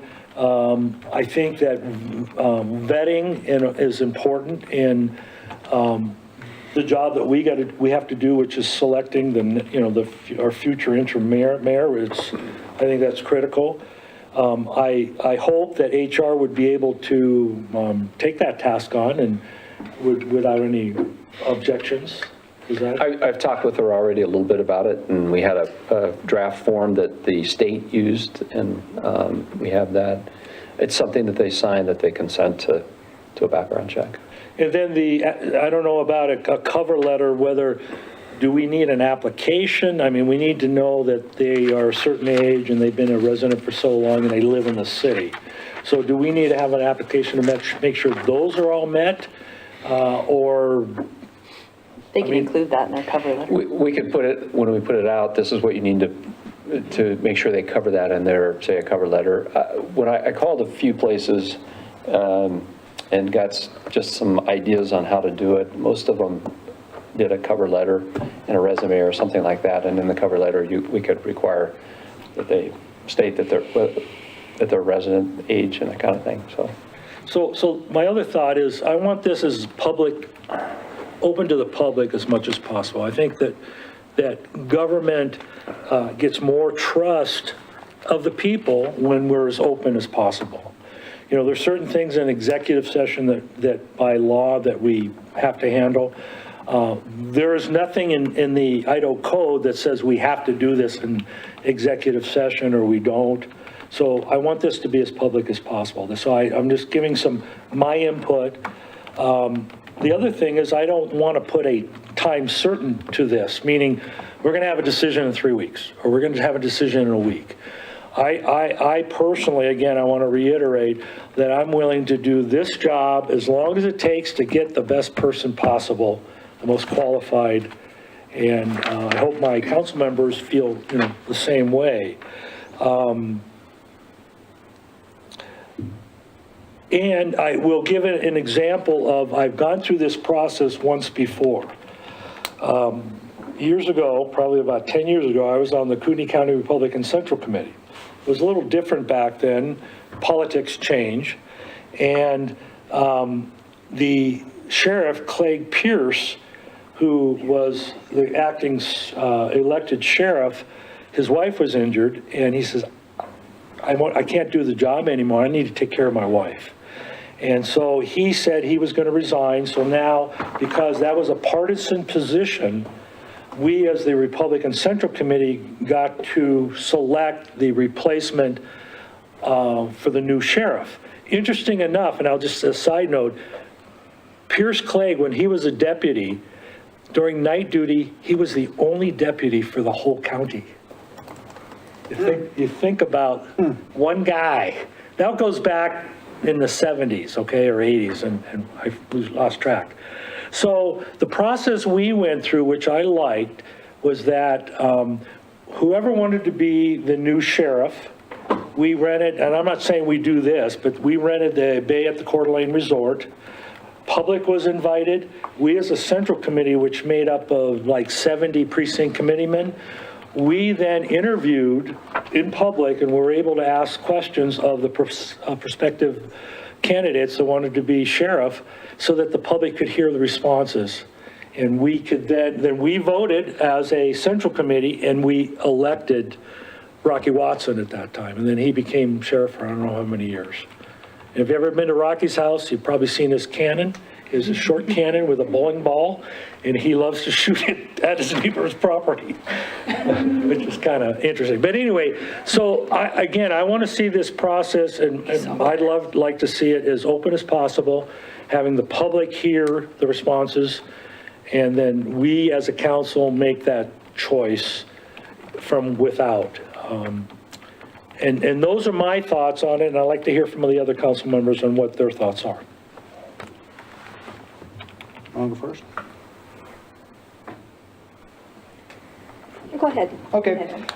Yeah, for the most part, I guess in total, everything that Council President Roeder just said is, I have to agree with. I don't think we want to rush this process. And I think we need to be very careful and judicious about how we evaluate the person who will end up sitting in that chair until the next election. Again, I don't think it's a good idea to put an end date on it because we don't know who, what, or how.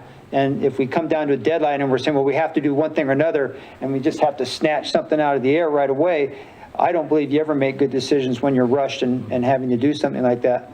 So as I look at it from what Brett gave us, number one, obviously, is they'll open to candidates and interview process. I agree we need to advertise.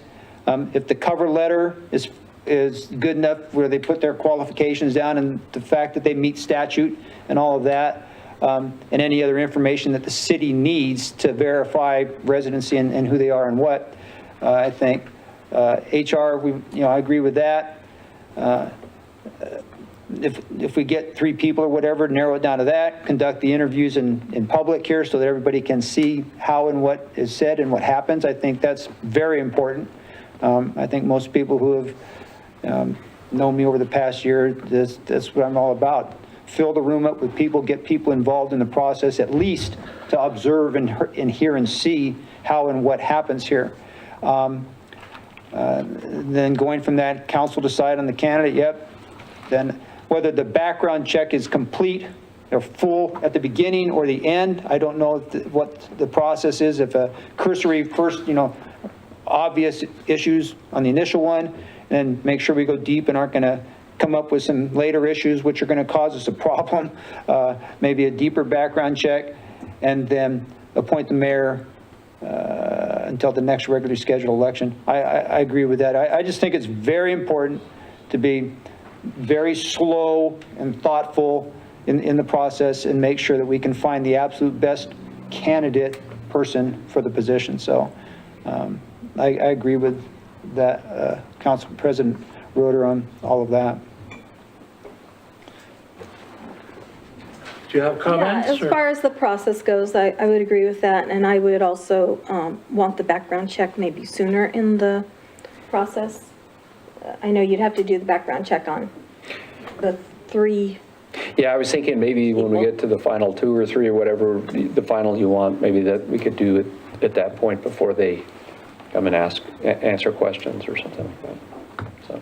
Yeah, the timing on that, I don't know if, I have no idea if we get 1 person or 6 people that are interested in this. I don't know. And I think that the decision on doing background checks, whether it's narrowed down and just do it on the, say, 3, if we narrow down to 3, I think it should come on we should look at them as early as possible, so then we can say, can eliminate and say, no, that's not somebody we want, but here's 3 that look good, and so we can narrow the process down. So do we need to specify the procedure just like we've discussed now and give you each item in this procedure now, or do you have a sense of what the council wants to move forward and we can make a motion that, do we have to be real specific, I guess, with the motion and how we move forward? That's the question. You want to answer? Remind me. Go ahead. I think, at the next meeting, we have number 1 is decide, the first issue. It's actually number 2 here, whether or not you want to appoint a current council member or presented candidate. And then if you say no to that, or if you say yes, we're done with that. We don't go on. If you say no, then what I heard you say is this is a good rough outline to a process that you sounded like you were all interested in, and you can think about it more, and we can even tweak that, and then you would vote that night on that process, and then we'd move forward. So, is that? All right, so can we condense the motion with what you said? What the motion would be that we would consider appointment from within, and then we would then determine the process from without at the next council meeting, but with the guidelines. If needed. If needed, which I think we all want to maybe think about this a little bit and then finalize it at our next meeting in our mind and then decide. But this is a good guideline. Is that? That work? I think Yes. that works. And we can have an if needed action item. Okay. Yeah. So I'll make that motion if Abby, if you can combine those thoughts. Or do I have to reiterate it? I did it for 2 separate motions, if that's okay. So first motion was to consider the appointment of Councilmember White, and then the second motion is to, if needed, determine the process for appointing a mayor, or the process for selecting a candidate to appoint as interim mayor as the next item for business. Okay, so we need 2 motions. I already have 1 motion done, Oh. and I already have you motioning to determine the process, if needed, at the March 22nd City Council meeting. Correct. Okay, so that's my motion. Let's consider that. Roll call. Oh, no, I need a second. Second. And then a roll call, please. Councilmember White? Yes. Councilmember DePreez? Yes? Council President Roeder? Yes. So now we need a second motion on the consideration of Councilmember White to be appointed interim mayor. I have that motion. Oh, I thought you It said was you... already made. Oh. Sorry. That was made at first. That was the first one. Oh, okay, I apologize, it wasn't clear. sorry. So then we need the process motion. You've already done it. That's what we did. Yeah, I think it's a combined motion. Okay, I thought you said Altogether? separate the two. Is that what you were? I have both motions They're that both done. encompass everything that was discussed. Thought we had to vote on it separate. Okay, I thought we had to separate, as long as we're good. We're encompassed. Are we good? They were separate, but I have them Okay, in great. the record. Wow. But equal. Oh. All right. It's not like we're separated. We'll come on. Oh, all right, let's see, next item. We have item 5A, reports, city administrator report and calendar review, please, Brad. Yeah, just a couple of real quick items. I know we're getting late here.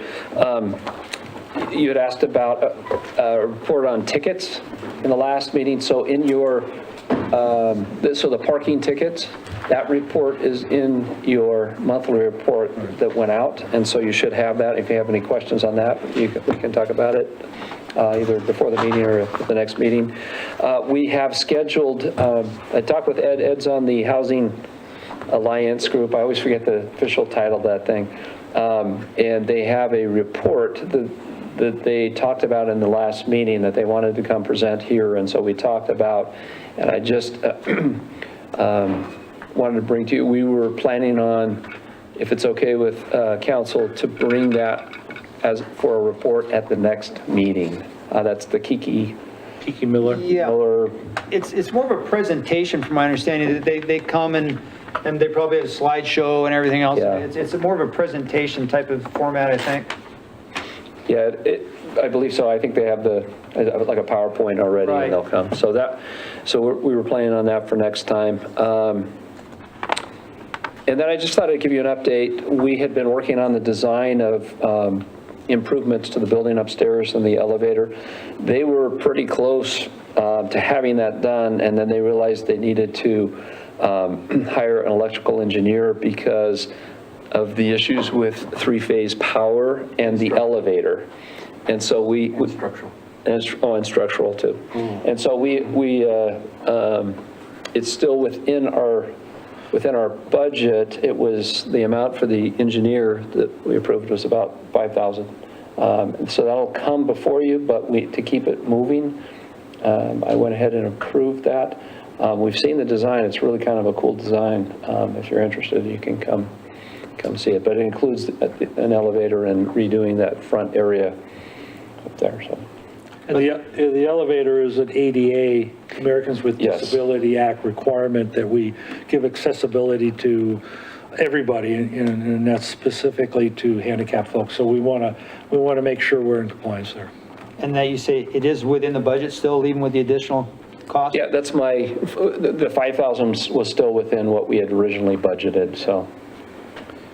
The last item was, in the paper, there was a good article from Dee Matheson, our county treasurer, on ARPA funds. And I thought I would refer you to that.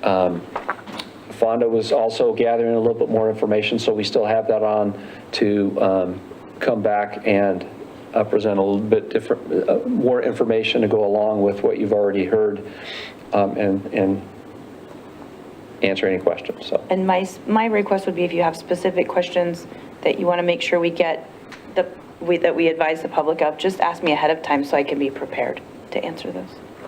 So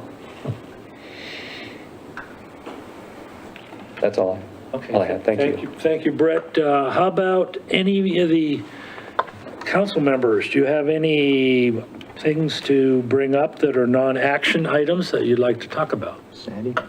Yes, I would like to add something to our next agenda, and that's an opening prayer for our meetings. And I've been, there's a pastor in town that has, that organizes the invocations for the Coeur d'Alene City Council, and he would be willing to enlist the local pastors to be organized and lead the opening prayer for us. And I think it's exciting that we have the flag salutes, and we would also add prayer to that. So I would like to add that to the next agenda. Well, I know that on our Veterans Day and other events, we do have an invocation that is typically done. A lot of times Sean Hosington, who used to be the head of Public Works here, is a pastor now, and I like the idea. Our U.S. House, U.S. Senate, Idaho Legislature, they open up with an invocation, and I like that idea, as long as we do keep it open to the, is any area pastor that would like to come and do that. You know, I don't want it to be exclusive, so I think it's important that if they're willing to come and take the time, I like the idea. Yeah. To have it on as an action item. So. It's not an action item. On for next time, that's what you're saying? Oh, you want it on, I would like it on the agenda for next. to discuss whether or not to add an invocation to the, okay. Yeah, does that require action? Or is that something we can just do? Well, how I've seen it done in other governmental entities that I represent is the local pastors or whoever wishes to give the prayer comes in and they sign up as a public speaker. And then when you call them during the non-action item public speaker time frame, they simply come to the podium, you call them first, and they come and give their prayer at that time. So the question is, we don't have to vote on that? Can we just make it happen? Well, they just show up and sign up to publicly speak and then offer the prayer. Oh, so it's ready to go if somebody wants to do that. Well, what Pastor Van Noy is offering, that he would organize it. He has seniorpastors.com, and they have an invocation list. they, this. where We he just would- want to make sure we're offering it to all Right. denominations. Right, and all. so everyone would be able to. And this is the same thing that Coeur d'Alene City Council does. So, So we have that ability right now without having to vote on it, that you got public speaker, basically, you can give a prayer, and they have 5 minutes to do it, and they just have to sign up. So it's already in place. We're good to go. But if you want it as an action item to discuss how to handle it going forward, I can be prepared at the next meeting to offer you all of the different ways it can be accomplished. yes, I would like it to be an action item for the next meeting. Okay. Thank you. If that's okay? I'm good. Okay. Okay, that's all right. And is that it for? Sandy, are you done? Yes, thank you. Okay. No surprise here. Got your pencils and paper here. Couple issues here. In hopes of avoiding future confusion that we just experienced the last month or so related to things being placed in the record, and specifically regarding public comment being placed, written public comment being placed in the record, is there a way that we can add an additional sentence or two to the posting that requires a case number or the name to be included in the email or written telephonic, whatever it is, so there is no doubt that this document is for, neutral, or against a particular issue, and so that if it doesn't have the number, the case number or the name on it, that it does not get included in the record. So I guess my question is, can that be discussed?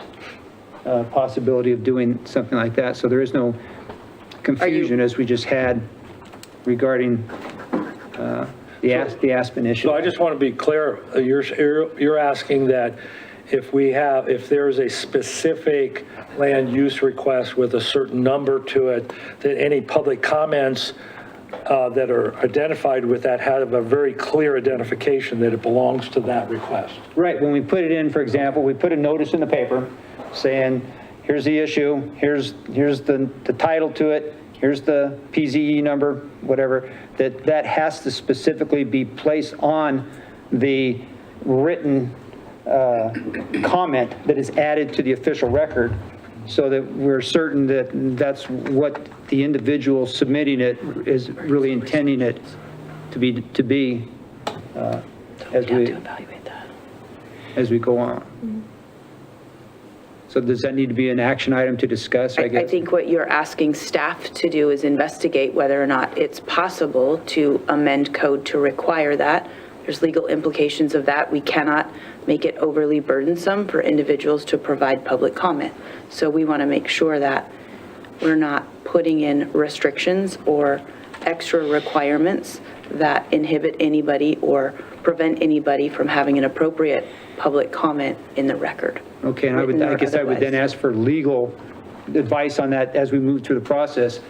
I think personally, clarification, either the name or the number. I would hope that wouldn't be too overly burdensome, so that it is easily identified as, this is what I'm talking about, this is the issue, so that it goes in the right place.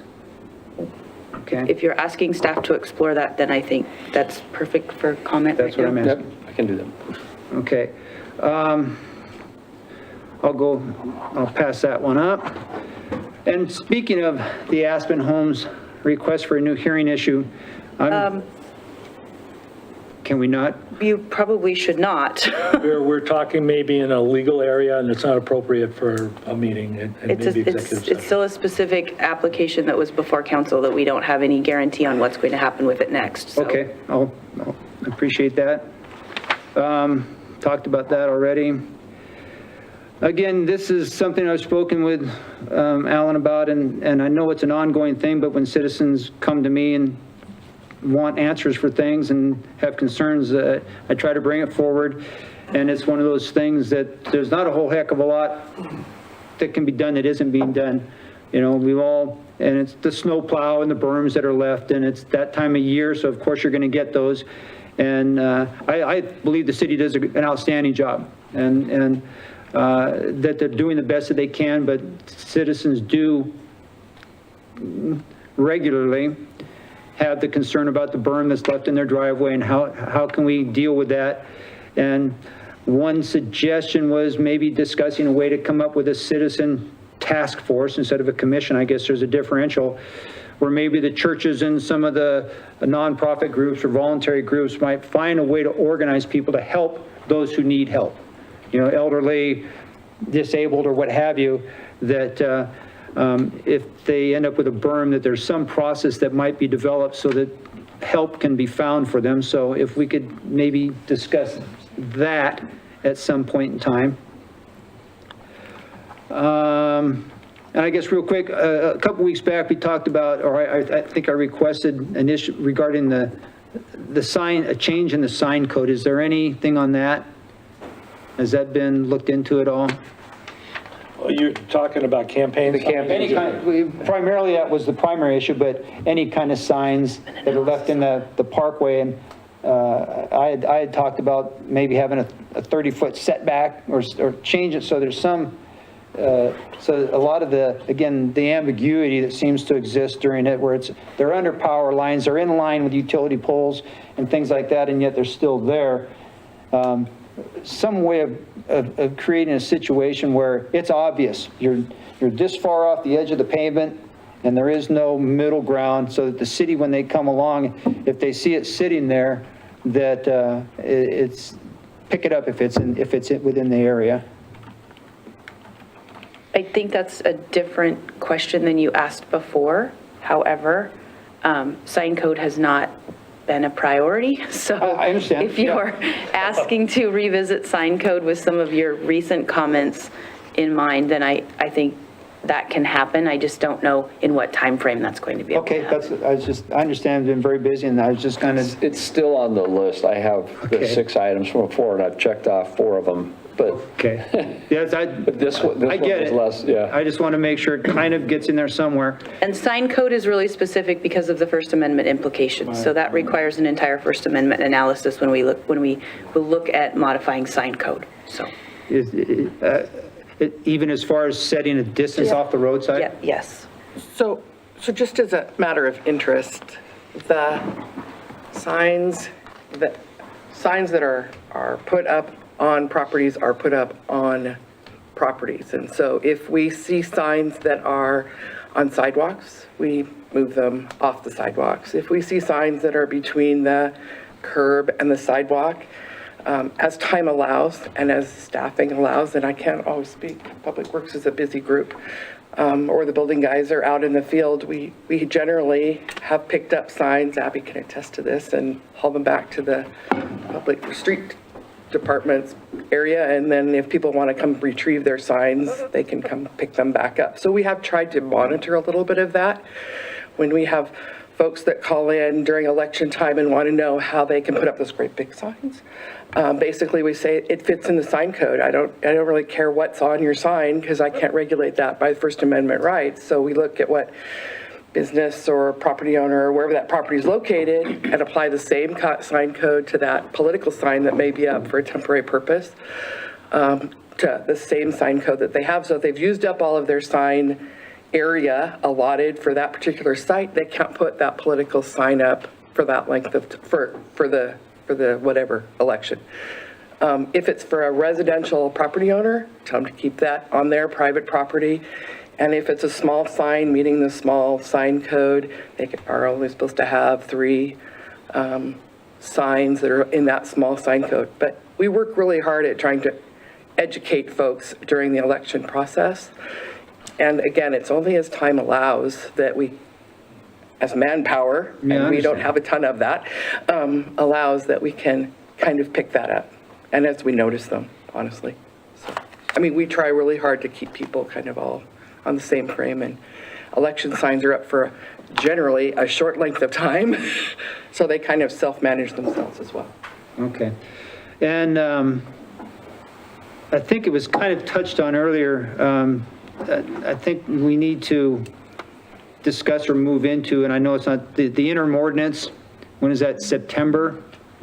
But again, 22nd. yeah, this is one of those things that if you push it out, next thing you know, you're in August and having to deal with it. So it may be something that we might want to start the discussion on or consideration of, well, what are we going to do with this? So we don't come down to the end and have to make, quick rash decisions on it. So if we could kind of just maybe have a beginning cursory discussion of, okay, here's the situation for those of us who weren't on the council at the time. Here's the issue, here's the deal, here's where we have to go one way or another. Let's start at the very least thinking about it. I think that's a workshop. Okay, well, that's what I mean. I'm putting it out there. I think we need to put it on our radar so we don't end up crunched for time in the end. So that's it for me. I just have one item, and this has to do with the rising fuel costs, and we don't know where that's going to go other than, I think we're at historical highs right now. My question is, do we have a contract with our gasoline supplier that has a price certain per gallon, or is it just whatever the market is? I know that sometimes you can enter into a contract that says, we'll buy X amount of fuel for a year at this price, and it's the same price. So do we have anything like that? I don't think there's any price certain. We have an agreement that allows us to buy fuel at a couple of facilities. We're not tied to having to buy fuel there, I don't believe. But it's a convenience for staff, and it provides reporting to financial so that it's easy to track and keep track of who's buying fuel and Right. where it's going and what vehicle it's going in and what kind of mileage that vehicle has. So to move outside of that venue would take another system in order to track that and make sure that That is my question. I just want to just ask the question is, are we at the whim of market price, or do we have anything that's locked in on price? That's all I want to know. Yeah, it's market price. Okay, that's all I want to know, and it's like, it's a concern that I have with where things are going. And How might that, if this keeps going, and do we have a budget for fuel? And is it Yes. possible? Is it possible? Well, obviously, yeah. Is it possible that if this keeps on going, that what's happening might substantially impact that budget for fuel? And if so, what do we do type of thing? open the budget. Open the budget. That's your I think for this year, we're going to be fine. Okay. We're going to have to probably, when we go through the budget process, look and estimate higher amounts based on what we're seeing. But we'll be fine this year. Partly, we've spent less on fuel and actually snow plowing, I think, so far this year. But, so yeah. We have a bit of a reserve-ish to deal with what's going to probably end up being Yeah, we should be okay. That's all I had, unless anybody, are we done? Okay, so that means I need a motion to adjourn. Motion to adjourn. Second? Thank you, everybody. Thank you.